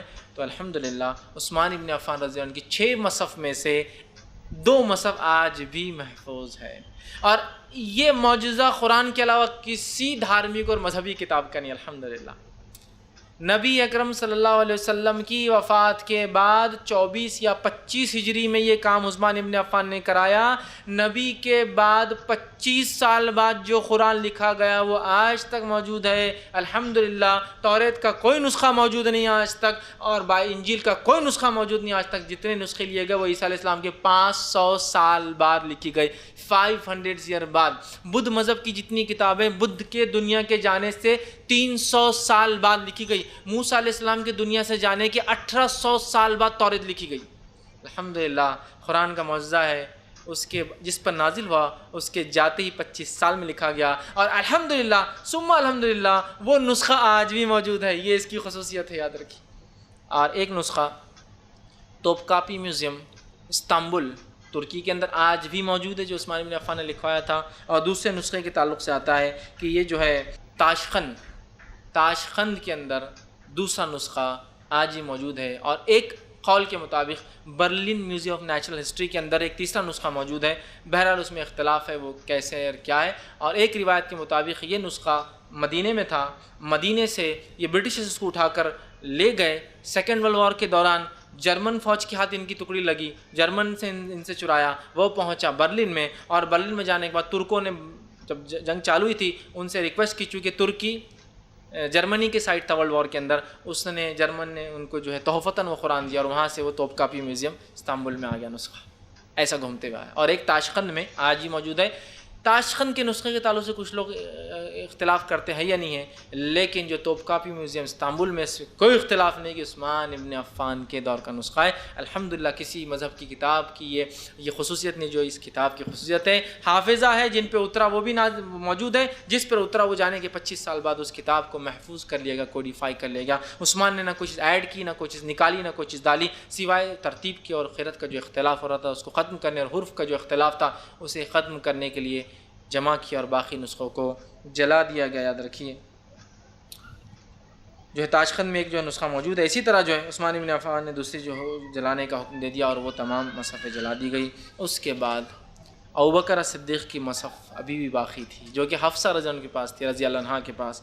عثمان نے کہا حفصہ اسے مجھے دے دو، اب یہی ایک چیز باقی جس سے اختلاف ہو سکتا ہے۔ حفصہ نے کہا یہ تو امانت ہے میرے والد نے مجھے دیا تھا، یہ تو عثمان تم کو کبھی نہیں مل سکتی۔ عثمان ابن عفان دنیا سے چلے گئے، ان کا انتقال ہو گیا۔ ایک مصحف باقی تھی، اختلاف کا ایک دروازہ ابھی بھی کھلا تھا، اور وہ مصحف ان کی کسٹڈی کے اندر تھی۔ تو عثمان ابن عفان نے جو مصحف کے لیے اسٹائل اختیار کیا تھا وہ کوفی تھا۔ اسی طرح اب دور آیا علی بن ابی طالب کا، لیکن مصحف کے ترتیب کے دور ختم ہوئے، جمع کا دور ختم ہوا۔ پہلا اللہ کے رسول صلی اللہ علیہ وسلم، دوسرا ابوبکر صدیق، تیسرا عثمان ابن عفان، ختم ہوا۔ آج جو قرآن آپ اور میں پڑھتے ہیں وہ عثمان ابن عفان رضی اللہ عنہ کا جمع کرتا ہے، اسی لیے عثمان ابن عفان کا ایک لقب ہے جامع القرآن، قرآن پہ امت کو جمع کر دینے والا عثمان ابن عفان۔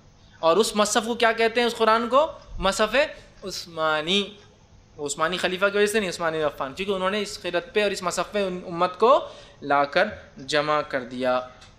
ابھی ابوبکر صدیق کی مصحف کا کیا ہوا انشاءاللہ آخر میں وہ بھی آئیں گا، کیونکہ وہ تاریخ کے حساب سے اس کو بعد میں ختم کیا گیا۔ اب علی بن ابی طالب کا دور آیا۔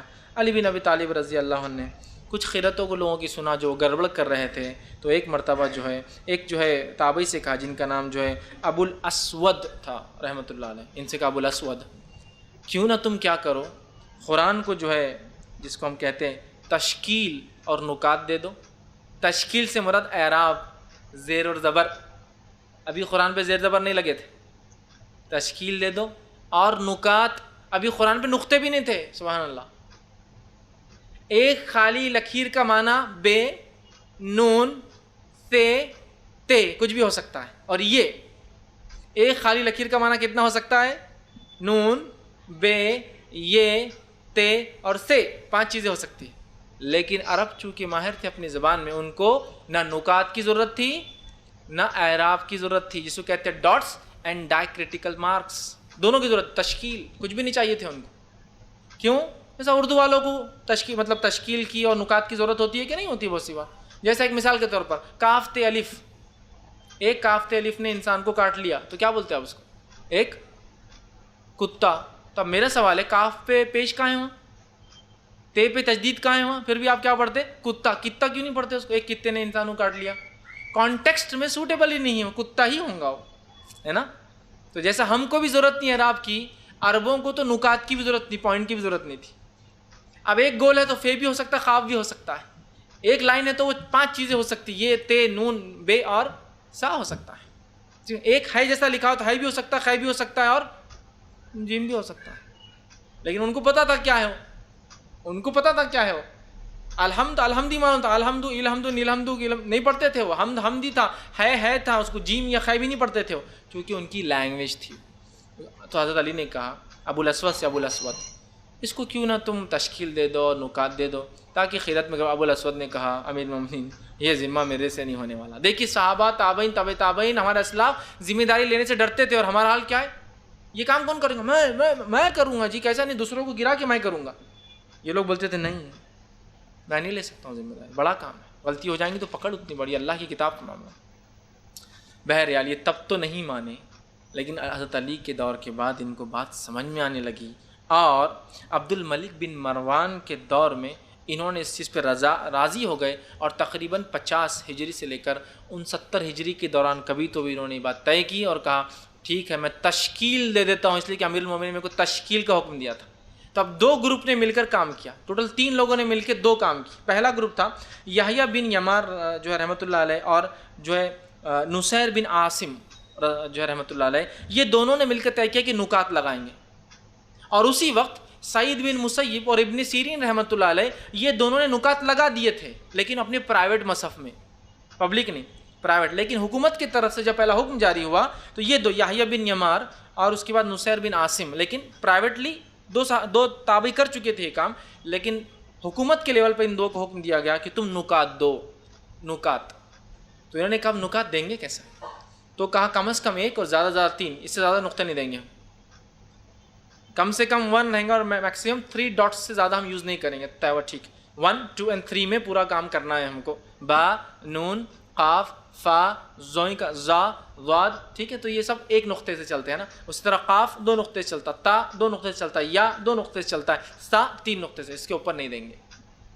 اسی اصول کو استعمال کر کے پھر اردو نے چیم اور سا اور رے کے اوپر 3 نقطے، اور ڑا اور بہت ساری چیزیں ایجاد کر لی، بہرحال الفاظ اضافی کی۔ بہرحال تو کہا 3 تک روکیں گے. اسی وقت ابو الاسود رحمۃ اللہ علیہ نے کہا میں تشکیل کا کام کرتا ہوں, تشکیل زیر زبر پیش میں دوں گا, لیکن طے یہ ہوا کہ یہ تشکیل اور نقطے الگ رنگ میں لکھے جائیں گے. کیوں؟ تاکہ لوگوں کو معلوم ہو پہلی مصحف میں یہ نہیں تھا. اتنے احتیاط کرتے تھے. تشکیل اور نقطے لال کلر میں لکھے جاتے تھے اور باقی عربی کالے کلر میں لکھی جاتی تھی, تاکہ پتہ چل جائے بھائی ایڈیشن سے ہمارے کیے ہوئے کلر کے چینج. تو بہرحال یہ ہوا. پھر اس کے بعد نقطوں کا اور اس کا دور. اس کے بعد جو ہے یہ طے کیا گیا کہ آیت کو بھی تھوڑا سا ڈفرینشیٹ کرتے ہیں بعد کے اور زمانے میں, 1 صدی بعد, کہ آیتیں کہاں رکتی ہے. بہت سے لوگوں نے سمجھا تو کہا 3 نقطوں سے آیت کو ڈفرینشیٹ کریں گے, 3 ڈاٹس 1 2 3. پھر بعد کے دور میں 2 صدی بعد سوچا کہ 3 ڈاٹ سے مشکل ہو رہی ہے تو گول, اور آج تک وہ گول والا سسٹم چل رہا ہے. پھر اس کے بعد 2-3 صدی بعد یہ ہوا کہ وہ گول بھی ٹھیک نہیں, اس میں کچھ نمبر لکھ دی جائے تو پھر 1 2 3 4 5 6 لکھنا شروع کیا گیا. سمجھ رہا؟ تو پھر پہلے 3 نقطے, پھر گول, اور گول میں اب نمبر لکھے جاتے ہیں, اور آج تک وہ گول میں نمبر. پھر سوچا گیا کہ 5 آیتوں پہ کچھ روکیں گے تو خمس ڈالا گیا.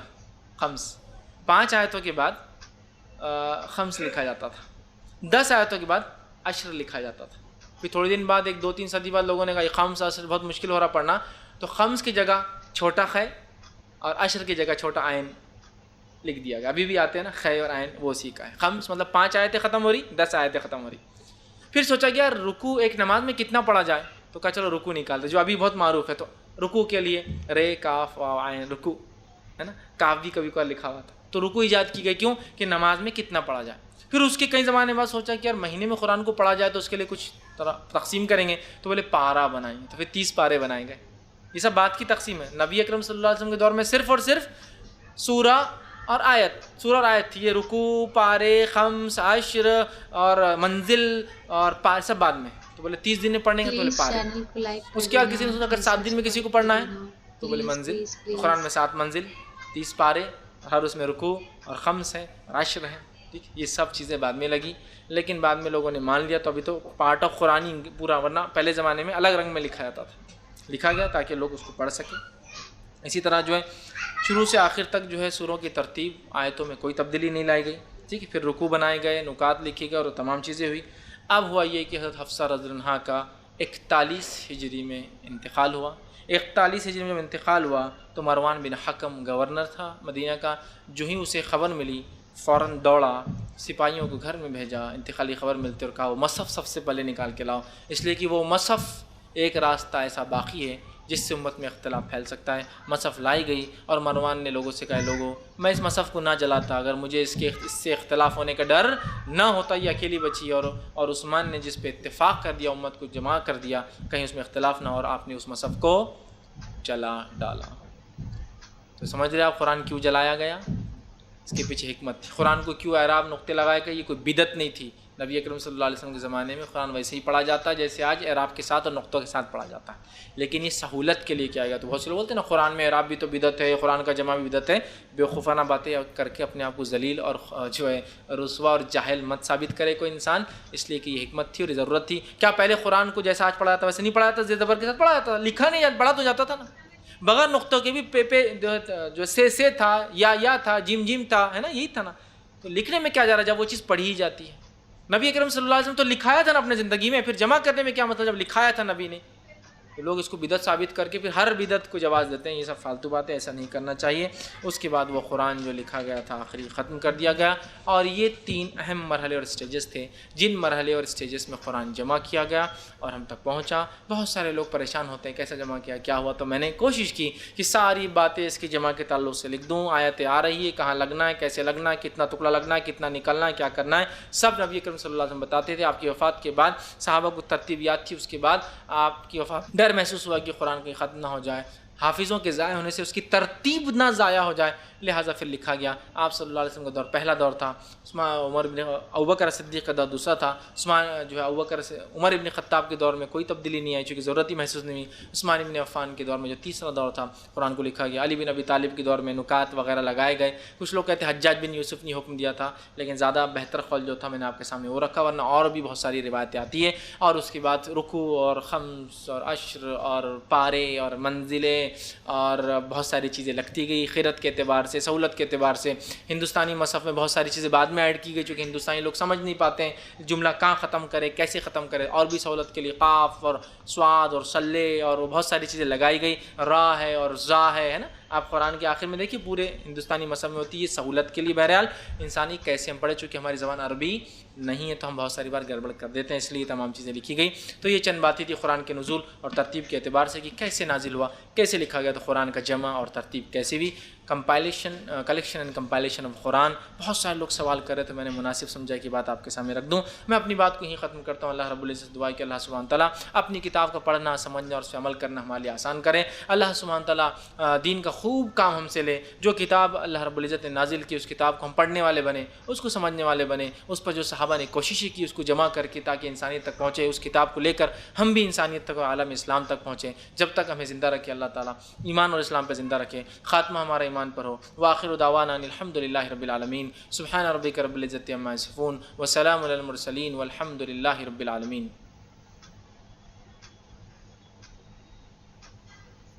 بسم اللہ الرحمن الرحیم۔ الحمد للہ رب العالمین والصلاة والسلام علی خاتم النبیین والمرسلین۔ رب اشرح لی صدری ویسر لی امری واحلل عقدۃ من لسانی یفقہوا قولی۔ السلام علیکم فیض بھائی، ہمارے واٹس ایپ پہ بھی ایک امیج آیا تھا جس میں غیر مسلم حضرات اس میں دکھ رہے تھے، کچھ پارٹی کے ان کچھ ان کو جیسے پارٹی کے کچھ دکھ رہے تھے، وہ لوگ قرآن کو جلانے کی شکل میں دکھ رہی تھی۔ اس میں تو کیا تھا وہ ویڈیو؟ قرآن کو جلایا جا رہا تھا، جیسے قرآن دکھ رہا تھا اور اس کے کچھ پیجز تھے جو جلائے دکھ رہے تھے اس میں۔ تو اس کو میں نے، ہمارا ایک دوست ہے جو مطلب دیندار ہے، اسی کو میں نے فارورڈ کیا، باقی کو فارورڈ نہیں کیا، اور اس کی طرف سے میرے کو جواب یہ آیا کہ اس کو فارورڈ مت کرو، اس کو اسی رہنے دو کر کے، ایسا ہے۔ تو ایسے اس کا آیا تو کہ مطلب کیا کرنا چاہیے جیسا اس کے بھائی نے ایک سوال کیا کہ واٹس ایپ پہ ان کو کچھ امیج یا ویڈیو آیا تھا جس میں کچھ غیر مسلم قرآن کو جلا رہے ہیں یا اس کو پھاڑ رہے ہیں اس طرح کے، تو اس چیز کو کیا کرنا؟ دیکھیے اس میں سب سے پہلی چیز تو یہ ہے کہ ایسا کچھ بھی قرآن کے تعلق سے پھاڑتے ہوئے، جلاتے ہوئے، اس کے ساتھ کوئی غلط عمل کرتے فوٹو آئے تو سب سے پہلے اس کو کبھی فارورڈ مت کیجیے۔ اس لیے بھی فارورڈ رہے دیکھو کتنا برا ہو رہا ہے، اس لیے مت، اور ارے دیکھو کتنا کیا ہو رہا، کوئی ضرورت نہیں۔ آپ اس نیوز کو ختم کر دیں، اس لیے کہ آپ اس کے لیے کچھ بھی نہیں کر سکتے ہو۔ یورپ اور امریکہ میں کوئی ایک آدمی شرارت پسند شیطان قسم کا آدمی اپنے بند گھر کے اندر یہ حرکت کرتا ہے خاموشی میں، اب اس کو ہم کیا سزا دے سکتے؟ نہیں دے سکتے، لہٰذا اس کو فارورڈ کر کے اور فتنہ مچتا ہے اور برائیاں پھیلتی ہے، اس چیز کو ہم اس چیز کا بہت خیال رکھیں۔ اسی طرح بہت سارے لوگ پتہ نہیں بس وہ کچھ بھی بس دکھ جائے، بس امیوزمنٹ رہتا ہے، بس اس کو پھیلاتے ہیں۔ ایک حال میں ایک تصویر آئی تھی کہ ایک ڈرینیج ہے، اس کے اندر سے قرآن نکالے جا رہے ہیں، اور ایسے قرآن اتنے ڈھیر قرآن کی، چھوٹے چھوٹے قرآن، بڑے بڑے قرآن رکھی۔ اب اگر جب تک اس کے پیچھے کا وجہ نہ پتہ ہو کہ کیوں یہ کیا گیا تو بہت بڑا رسک ہوتا ہے یہ پھیلانا، ٹھیک؟ بولے دیکھو قرآن کی بے حرمتی کی جا رہی ہے، نجدی حکومت، یہ وہابڑے اور یہ سعودی حکومت قرآن کے ساتھ یہ سلوک کرتی، ان کے فلش میں گٹر میں نکلا، بعد میں پتہ چلا جدہ میں آئے ہوئے جو باڑھ آئی تھی نا ایک بار، اس باڑھ کے اندر کیا ہوا، مساجد کے اندر سے قرآن بہہ کے چلے گئے، جو بہہ کر گئے تو وہ پانی جہاں سے نکلتا ہے اس کے واٹر سسٹم میں اٹک گئے۔ اس کے بعد پھر صفائی کرنے والوں نکالے تو وہ ایکچولی نالیاں نہیں تھی، صرف پانی، سیویج بولتے ہیں نا، پانی نکلنے کی جگہ، اس میں اٹک گئے جا کے، تو نیچرل ہے۔ تو بہتر یہ ہوگا ایسی امیجز کو جو قرآن کے تعلق سے اس کے جلانے کی، بے حرمتی کی، ہم کو سمجھتا نہیں کیوں یہ کیا ہوا، بیٹر پارٹ یہ ہے ہم اس کو آگے نہ پھیلائے اور اس معاملے کو، اس مسئلے کو وہیں ختم کر دیں، اس لیے کہ ہم کچھ بھی تبدیل لانے کی طاقت یا چینج کرنے کی نہیں رکھتے، بلکہ پتہ بھی نہیں کس نے کیا، اور بہت ساری بار حقیقت میں ایسے واقع ہوتے بھی نہیں، یہ اینیمیٹڈ چیزیں ہوتی ہیں، بیٹھے بیٹھے کسی نے بنا دیا مسلمانوں کو ستانے کے لیے، یا بہت سارے مسلمان خود بناتے ہیں، کیوں کہ جھوٹی بات کر کے جوش میں لائے، کم از کم لوگ نیکی تو کریں گے نا۔ تو میں کہوں گا بالکل مت پھیلائیے، فارورڈ مت کیجیے، آگے مت بڑھائیے، بات کو ختم کر دیجیے، اللہ سے دعا کیجیے اور خود قرآن پہ عمل کیجیے، لوگوں کو عمل سے ثابت کر دیجیے کہ اس کتاب کی بے حرمتی تم چاہے کتنا کرو، نہ ہو سکتی تھی، نہ ہو سکتی ہے، نہ ہوں گی کبھی خیال، ٹھیک ہے؟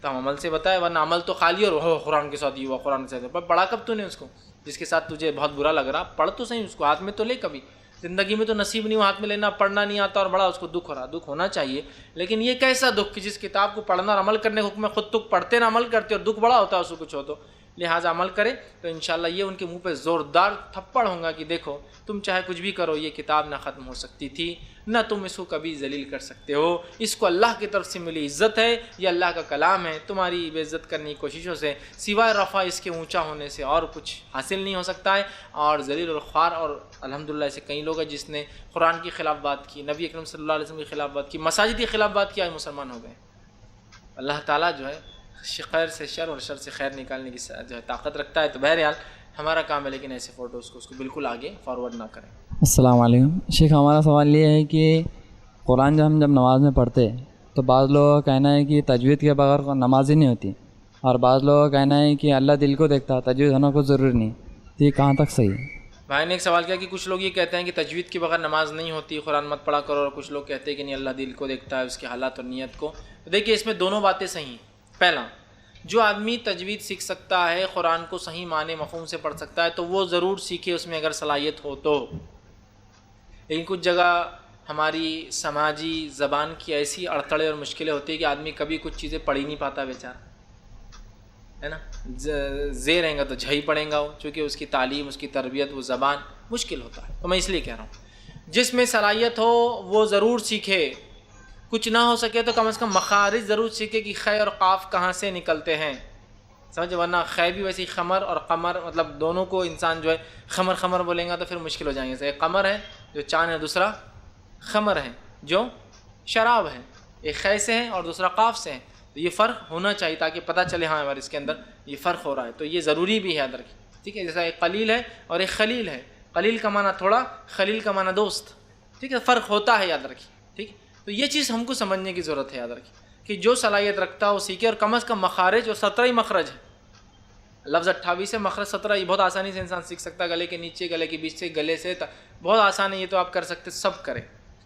اب لیکن کوئی اگر نہ کر پائے تو کیا اس کا نماز پڑھنا غلط ہے، قرآن پڑھنا غلط ہے؟ بالکل نہیں.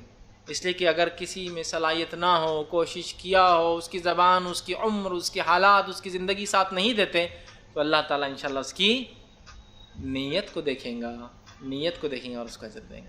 سمجھ رہا بات کو؟ ورنہ بہت سارے لوگ ہوتے ہیں کسی کو بلاتے بولتے ادھر آؤ قرآن پڑھ کے سناؤ. وہ قرآن پڑھ کے سنا تو ہٹ ہٹ بھاگ یہاں سے، اللہ کو گالیاں دے رہا، رسول کو گالیاں دے رہا، قرآن کو یہ کر رہا. اور بیچارہ بولتا میں نے کہاں گالی دیا؟ ہاں تم صلی اللہ بولا، صلی اللہ بولا، صلی اللہ بولے تو اس کا مطلب ہوتا ہے سواد اور سین کے فرق سے ایک ہوتا ہے صلات اور ایک ہوتا ہے سین سے پڑھے تو تلوار یا ہتھیار. جیسا اصلاح، اصلاح معاشرہ ہے نا، الف سواد لام الف ہے اصلاح. اور اگر کوئی لکھے الف سین لام الف ہے اصلاح معاشرہ مطلب تلوار، معاشرے کی تلوار. اور ایک ہے اصلاح، معاشرے کا سدھار. یہی فرق ہے نا. صلات سواد سے اور سین سے اگر پڑھ دے تو تم گالی دے رہے، رسول کے اوپر تلوار بھیج رہے اور فلاں کر رہے، تو ویسا نہیں ہوتا ہے. اس کی نیت تو اپنے نبی پر صلات اور سلام بھیجنے کی، نہ کہ تلوار بھیجنے کی. لیکن جس میں صلاحیت ہو، حالات ہو، سیکھ سکتا ہو تو میں بالکل کہوں گا سیکھے. لیکن حالات، معاشرہ، زمین، زمانہ، عمر، علاقہ ہوتا ہے کبھی، تو اللہ تعالیٰ وہاں انشاءاللہ جس پہ نیت دیکھیں گا. لیکن یہ تو بالکل مت بولیے کہ جو صحیح نہیں پڑھتا انہیں قرآن پڑھنا ہی نہیں چاہیے. ایسا کر کے تو تھوڑا بہت جو جڑا ہے اس سے بھی توڑ دے رہے ہیں، شیطان کو پورے شکنجے میں دے رہے ہیں. حالانکہ اللہ نیت دیکھیں گا. ہوتا ہے نا کبھی بہت سے لوگ بہرحال جو پڑھنے کی کوشش کرتے ہیں لیکن نہیں کر پاتے، ان کو روک دیتے ہیں. مکمل طور سے روکنا نہیں چاہیے. اللہ تعالیٰ انشاءاللہ عزیز اس معاملے میں ان کی نیتوں کو دیکھیں گا. لیکن جو کر سکتے ہیں وہ ضرور کوشش کر کے قرآن کو صحیح انداز پڑھنے کا ضرور سیکھیں. جی السلام علیکم، میرا نام پرویز خان ہے. فیض بھی ایک سوال یہ تھا کہ جیسے کہ 18ویں صدی 19ویں صدی میں جو ایک فرقہ تھا قادیانی، تو انہوں نے جب اس کو فارم کیا تو اس دور کی حکومت کے دباؤ میں اگر انہوں نے قرآن میں کچھ تبدیلیاں کی، پورے قرآن کو تبدیل نہیں کیا، کچھ مخصوص الفاظ انہوں نے تبدیل کر دیے جو حکومت کے خلاف جاتے تھے. اگر ویسا اس دور میں اگر ہو تو اس پہ کنٹرول کرنے کے لیے کیا ہو سکتا ہے؟ دیکھیے بھائی نے سوال کیا کہ قادیانیوں نے اور دیگر اور بھی فرقے جنہوں نے اپنے مفاد کے لیے حکومت کے خلاف باتیں نہ جائے بول کر قرآن میں کچھ چیزوں میں تبدیلی کی، اضافے کر دیے، کمی کی، پورے میں تو نہیں کیا بہرحال. تو اس معاملے میں ہم کیا کریں؟ تو دیکھیے سب سے پہلی چیز تو ایسا کوئی بھی انسان جو اللہ کی کتاب میں ذرہ برابر بھی کمی بیشی کرتا ہے وہ کافر ہے. وہ کافر ہے، یاد رکھیے. اور وہ فرقہ باطلہ کہلائیں گا. وہ جہنمی لوگ ہوں گے اس لیے کہ اللہ کے کلام میں کوئی تبدیلی نہیں لا سکتے. یاد رکھیے کسی بھی حال میں، چاہے کسی حکومت کے خلاف جاؤ، کسی فرد کے خلاف جاؤ، کسی شہر، ورنہ ہوں گا نا چور کے خلاف بہت ساری آیتیں، ہاتھ کاٹ دو تو اس کو تو برا لگے گا، تو بولیں گے ہٹا دو اس کو. ٹھیک ہے. حق باطل کے خلاف کتنی آیتیں قرآن کی کہ باطل کے خلاف اٹھ کھڑے ہو، خلاف بولو اور حقدار کی مدد کرو، مسکینوں کی مدد کرو، سائلوں کی مدد کرو. تو جو لوٹ کھسوٹ کرنے والے ہیں، کالا بازاری کرنے والے ہیں، ٹیررسٹ قسم کے لوگ ہیں، ایسی حکومتیں جو لوگوں کو دبا کے حکومت کرنا ہے، ان کے لیے تو سمجھے نا قرآن خلاف ہے. یاد رکھیے اس میں کوئی تبدیلی کمی بیشی نہیں ہوگی. جو ایسا کرے گا کسی کے لیے بھی وہ کافر کہلائیں گا, وہ اسلام سے خارج ہے, وہ جہنم میں جائیں گا, چونکہ اللہ کی کتاب میں وہ تبدیل لانے کی کوشش کر رہا ہے. ہاں اب اس کے ساتھ کیا کیا جائے, چونکہ وہ زمین میں فساد مچا رہا ہے, وقت کے علماء اس کی مختلف سزائیں سنا سکتے ہیں, ڈیپینڈ اس کے فساد کتنا تھا اور اس کے زندہ رہنے میں اور مار دینے میں یا جلا وطن کرنے میں کیا نقصان اور کیا فائدے ہو سکتے ہیں, وہ اپنے لحاظ سے اس کی سزا طے کرے. مختلف زمانوں میں مختلف لوگوں کو اس سزائیں دی گئی, لیکن الحمدللہ اسے بہت کم یا فرقے گزرے جنہوں نے ایسی جسارت یا کوشش کی ہے. لیکن اتنا کرنے کے بعد بھی اللہ کے کلام میں الحمدللہ وہ کوئی خاص تبدیلی نہیں لا سکتے, اس لیے کہ اللہ کے کلام کی حفاظت کا ذمہ اللہ تعالیٰ نے خود لے رکھا ہے. تو وقت کے علماء طے کریں گے کہ پھر ان کے ساتھ کیا کرنا چاہیے اور کیا سلوک اور کیا معاملہ ہو. السلام علیکم. شیعہ لوگ بولتے ہیں قرآن زیادہ تھا, اس کا کیا مسائل کے اس کے وجہ سے؟ میں نے ایک سوال کیا, شیعہ لوگ کہتے ہیں کہ قرآن زیادہ تھا, اس کی کیا حقیقت ہے؟ دیکھیے ایک بات تو یہ ہے کہ بہت سارا قرآن کا حصہ جو نبی اکرم صلی اللہ علیہ وسلم کے زمانے میں اترا وہ منسوخ بھی کر دیا گیا. مثال کے طور پر نبی اکرم صلی اللہ علیہ وسلم کے زمانے کے تعلق سے ایک صحابی فرماتے ہیں کہ سورہ احزاب سورہ بقرہ سے بھی بڑی تھی. پھر وہ کہتے کہ ایک رات میں سورہ احزاب پڑھنے لگا تو جتنی ابھی ہے اس سے آگے مجھے یاد نہیں آئی. میں نکلا اور کہا اللہ کے رسول میں سورہ احزاب پڑھ رہا تھا گھر پر, لیکن جتنی اس سے آگے مجھے نہیں یاد آئی. آپ نے فرمایا میں بھی سورہ احزاب پڑھ رہا تھا اور اس سے آگے کی مجھ سے بھی بھلا دی گئی. تو اس میں 286 سے بھی زیادہ آیتیں تھیں, سمجھ رہا. تو ایسا اگر کوئی کہے کہ قرآن زیادہ تھا کم ہو گیا تو یاد رکھیے وہ زیادہ نہیں تھا. اللہ نے وقت اور ضرورت کے تحت کچھ باتیں نازل کی جس کو منسوخ کر دیا بھلا کر. قرآن کا کچھ منسوخ حصہ آج ایسا بھی ہے جو باقی حدیث کے اندر باقی ہے. جیسا کہ حضرت عائشہ فرماتی ہے کہ رضاعت 10 بار دودھ پلانے سے وہ عورت ماں بن جاتی ہے بچے کی. یہ بات پہلے قرآن میں تھی, پھر قرآن سے نکال کر حدیث میں آ گئی, اور پھر حدیث میں آپ نے کہا کہ 5 بار جو پلائے تو رضاعت قائم ہو جاتی ہے. تو پہلے قرآن میں تھی پھر حدیث میں. اسی طرح ایک روایت میں آتا ہے کہ سنسار کرنا, مرنے والے زنا کرنے والے کو شادی شدہ مار دینا, یہ پہلے قرآن میں تھا, بعد میں قرآن سے نکل کے حدیث میں آ گیا. اور قرآن میں کیا باقی ہے ابھی؟ جو شادی شدہ نہیں, غیر شادی شدہ زنا کرے تو اس کو 100 کوڑے لگا, لیکن شادی شدہ کا نکال. تو پہلے کچھ قرآن کا حصہ ہوا کرتا تھا جو نکل کر حدیث میں آ گیا, پہلے کچھ قرآن کا حصہ ہوا کرتا تھا جو قرآن میں باقی ہے لیکن منسوخ کر دیا گیا, اس پہ عمل نہیں کرنا ہے. اور ایسا قرآن کا پہلے بہت سا حصہ تھا جو قرآن میں تھا لیکن اللہ نے پھر اس کو بھلا دیا. تو اگر اس معنی میں کوئی کہے زیادہ تھا کم کر دیا تو ایک علم کے لیے تو ٹھیک ہے, عام زبان میں کہیں گا قرآن زیادہ تھا کم, تو پھر یہ الزام ہے قرآن پر, اس لیے کہ اللہ نے جتنا چاہا جیسے چاہا اتارا, جتنا چاہا جیسے چاہا باقی رکھا یا ختم کر دیا, اور جتنا چاہا جیسے چاہا اس کو بھلا دیا. اب جو قرآن باقی ہے وہی حقیقی قرآن ہے, یہ بات یاد رکھیے, وہی حقیقی قرآن ہے. اس میں اب کوئی رد و بدل یا تبدیلی نہیں ہو سکتی ہے. بنیاد باتیں, اس کی کوئی حقیقت نہ قرآن میں ملتی ہے نہ حدیث میں آپ نے بتایا کہ قرآن زیادہ تھا. وہ جو زیادہ اور کمی تھا میں بتا دیا وہ منسوخ کی شکل میں تھا. کچھ منسوخ آج بھی قرآن میں جو لائق عمل نہیں, کچھ منسوخ حدیث میں چلے گا جو نکال دیا گیا, اور کچھ بھلا دیا گیا صحابہ کے ذہنوں سے, جیسے کہ سورہ توبہ سورہ بقرہ سے بھی بڑی ہوا کرتی تھی. انشاءاللہ کبھی موقع ملا تو قرآن کے ناسخ اور منسوخ اس پر بھی ہم جو ہے کچھ باتیں انشاءاللہ ضرور دیکھیں گے.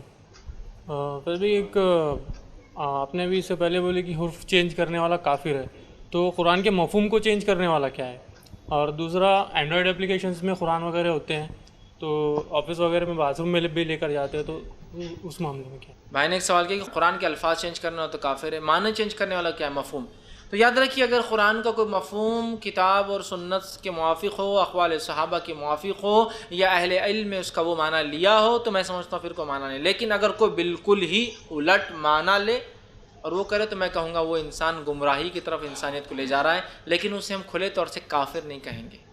لیکن وہ گمراہ ہے اور وہ گمراہی کی طرف انسانیت کو لے جا رہا ہے, اس کی گمراہی کی پکڑ کی جائیں گی اور اس کی سخت طریقے سے اصلاح کی جائیں گے, لیکن ہم اس کو کافر ڈکلیئر نہیں کریں گے, اس لیے کہ وہ قرآن کو نہیں چینج کر رہا ہے نا, سمجھ رہا ہے, ایکچولی ورڈنگ سے کچھ نہیں کر رہا ہے, لیکن معنی میں کھیل کر رہا تھا کہ امت نے بگاڑ لائے. ہاں بگاڑ کس معنی کا لا رہا تو کافر بھی ہو سکتا ہے, لیکن اس عقیدے کی وجہ سے کافر ہوں گا, سمجھ رہا, تو لہٰذا اس کی اصلاح کی جائیں گی, اس کی پکڑ کی جائیں گی. رہا معاملہ دوسرا بھائی کا سوال کہ قرآن اینڈرائڈ اپلیکیشن میں ہوتا ہے تو کیا اس فون کو لے کے باتھ روم وغیرہ ہم جاتے ہیں تو کیسا ہے؟ تو یاد رکھیے قرآن جو موبائل کی شکل میں ہوتا ہے یا کسی اور شکل میں ہوتا ہے, الیکٹرانک فارم میں ہے, یہ حقیقت میں اس کی وہ حرمت نہیں جو مصحف کی حرمت ہے.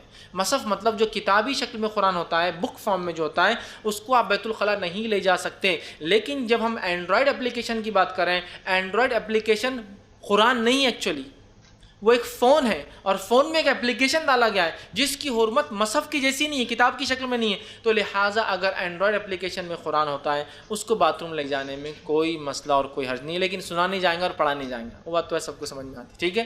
لیکن لے جانے کے حد تک مسئلہ نہیں، اس لیے کہ اینڈرائڈ اپلیکیشن کی ویسی حرمت نہیں ہوگی جو ایکچولی قرآن کی جو وہ بک فارم میں ہوتا ہے حرمت ہوتی ہے. تو لہٰذا اگر ویسے فون میں قرآن ہو، عورتیں حائضہ ہوتی ہے ان کا اپلیکیشن ہے تو بھی وہ ہاتھ لگا سکتی ہے، اس لیے کہ ایکچوئل وہ قرآن نہیں ہے، ایک فون ہے اس میں قرآن ہے. اسی طرح باتھ روم جاتے ہیں تو بھی جیب میں ڈال کے لے جا سکتے ہیں. اسی طرح جو ہے اور بھی بہت ساری چیزیں ہوتی ہیں اس کے اندر جو اپلیکیشن میں واٹس ایپ کے ذریعے فوٹوز کے ذریعے آتی ہے، لیکن قرآن ایک الگ اپلیکیشن ایک الگ چیز ہے اور اس کی حرمت قرآن جیسی نہیں ہوگی. تو لہٰذا اگر کوئی اینڈرائڈ کی شکل میں یا کسی اور اپلیکیشن کی شکل میں قرآن جیب میں رہتا ہے لے جانے میں کوئی حرج نہیں. لیکن ہاں اگر ایکچوئل مصحف ہے تو پھر وہ باتھ روم میں یا طہارت خانوں میں، بیت الخلاء میں یا واش رومز میں اسے نہیں لے جانا چاہیے، باہر رکھ کر جائے، آ کر پھر اس کو وہ پھر رکھ سکتا ہے. لیکن اینڈرائڈ اپلیکیشن کی حرمت مصحف کی حرمت کی جیسی نہیں ہے. فائز بھائی، ہمارا آپ سے یہ سوال ہے کہ اپنے مکانوں میں جو بوسیدہ قرآن ہو جاتی ہے، جو پرانے اوراق ہو جاتے ہیں، تو انہیں ایک کسی پانی کے اندر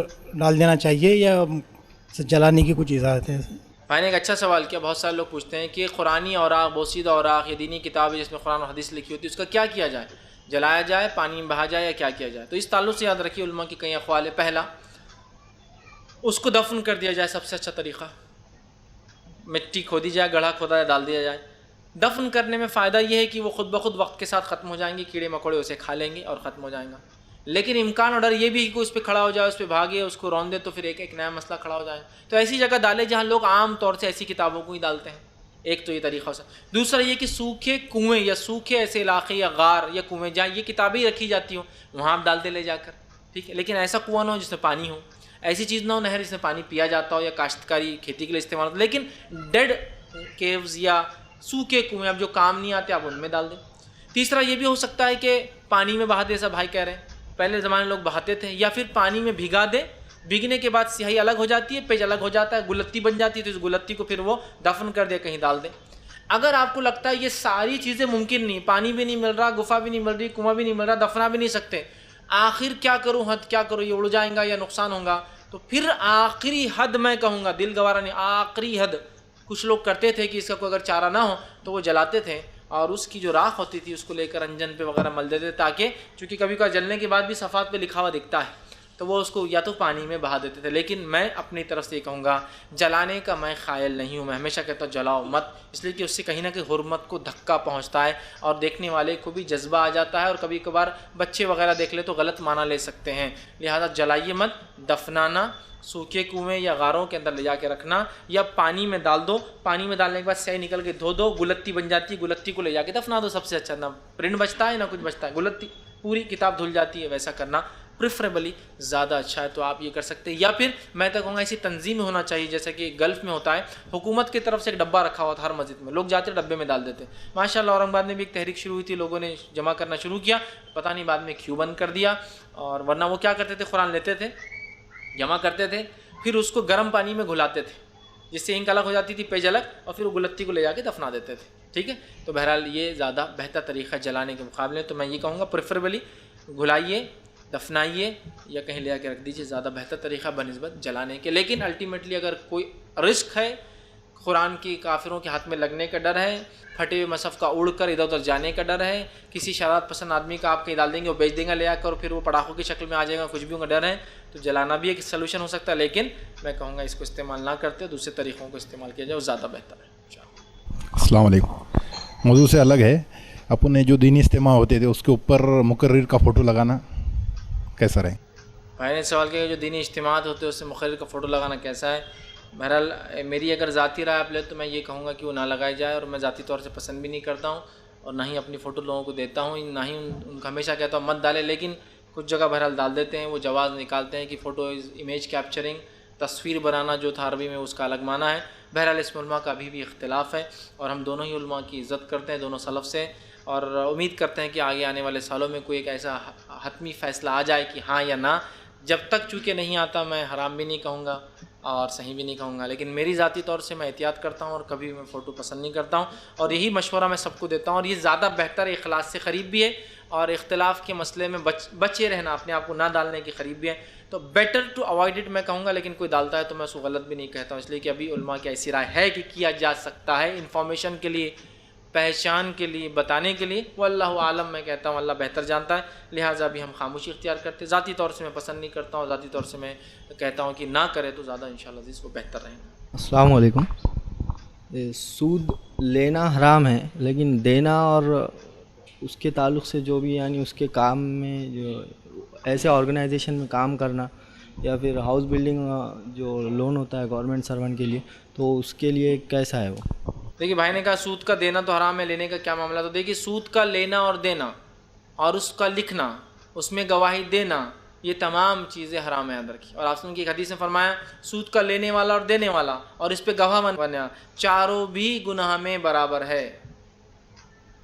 بھائی کا سوال تھا کیا دینا کیسا ہے؟ بہت سے لوگ بولتے ہیں ہم لے رہے نہیں بھائی دے رہے، لیکن تو سود کا لینا اور دینا اور اس پہ گواہ بننا، یہ چونکہ گواہ دو ہوتے ہیں نا، تو لینے والا اور دینے والا اور دو گواہ، یہ چاروں بھی آپ نے فرماتے ہیں برابر ہے گناہ کے اندر، ایک جیسا گناہ ہے.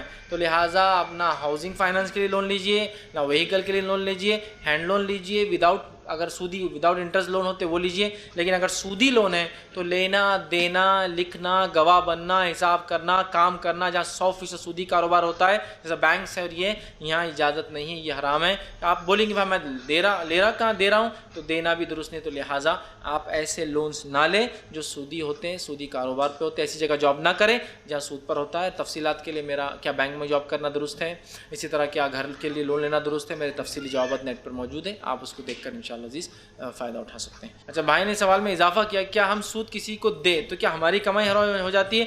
دیکھیے کمائی اگر حلال ذریعے سے ہو رہی ہے تو وہ ایک الگ مسئلہ ہے، سود چونکہ لے رکھا اس کا الگ گناہ ہے. سمجھا؟ مثال کے طور پر ایک آدمی نے 100 روپے لیے کسی سے، 100 روپے پہ حلال تجارت کر رہا ہے، ٹھیک ہے، اور وہ پیسے سے کچھ خرچہ بھی کر رہا ہے اور سود بھی دے رہا ہے اس 100 روپے کا، تو میں کہوں گا بزنس تو حلال ہے لیکن جو پیسہ لے رکھا ہے وہ حرام ہے. سمجھ رہے آپ؟ مطلب پیسہ اور جو سود دے رہا ہے وہ ایک حرام کام کر رہا ہے. لیکن کیا ایسے آدمی سے میرے تعلقات کیسے؟ تو میرے تعلقات ہو سکتے چونکہ وہ سود پر پیسہ، وہ سود کے پیسوں سے کام نہیں کرتا ہے، وہ اپنے حلال کمائی میں سے سود دیتا ہے نکال کے. سمجھ رہے آپ بات کو؟ جیسا کہ کوئی بھی آدمی 100% تو سود پہ کچھ بھی نہیں کرتا، ہم بھی جانتے ہیں بینک 50% 40% کی بعد ہی دیتی ہے لون، ٹھیک ہے، تو حلال تو پارٹ ہے ہی اس کا. تو لہٰذا ہمارا ٹرانزیکشن اس سے درست ہے. وہ جو سود دیتا ہے وہ حرام کام کر رہا ہے، لہٰذا اس کو وہ سود دینا چھوڑنا چاہیے. اپنے بزنس کو جتنا حلال ہے اسی پر کرنا چاہیے. لیکن کیا اس کی انکم حرام ہوگی؟ تو میں کہوں گا انکم تو حرام نہیں ہے، لیکن جو سود دے رہا ہے وہ سود لے گا، اتنا حصہ تو غلط ہے. اس کو چاہیے اللہ سے اس معاملے میں توبہ کرے اور اتنا بزنس کا تو بند کرے یا تو جلدی نپٹائے سود کو، توبہ کرے تو باقی اس کا پیسہ پھر حلال ہے اور وہ اپنے کاروبار کو کنٹینیو اسی میں کر سکتا ہے. اسی پر اپنی بات کو ختم کریں گے. وآخر دعوانا الحمدللہ رب العالمین. سبحان ربک رب العزت عما یصفون وسلام علی المرسلین والحمدللہ رب العالمین. انشاءاللہ کسی کو کوئی اگر سوال ہو تو آج انشاءاللہ آپ نہ کریں، بعد میں ہم کریں گے، چونکہ میرا ایک پروگرام ہے تو اس کے لیے مجھے ابھی نہیں کرنا.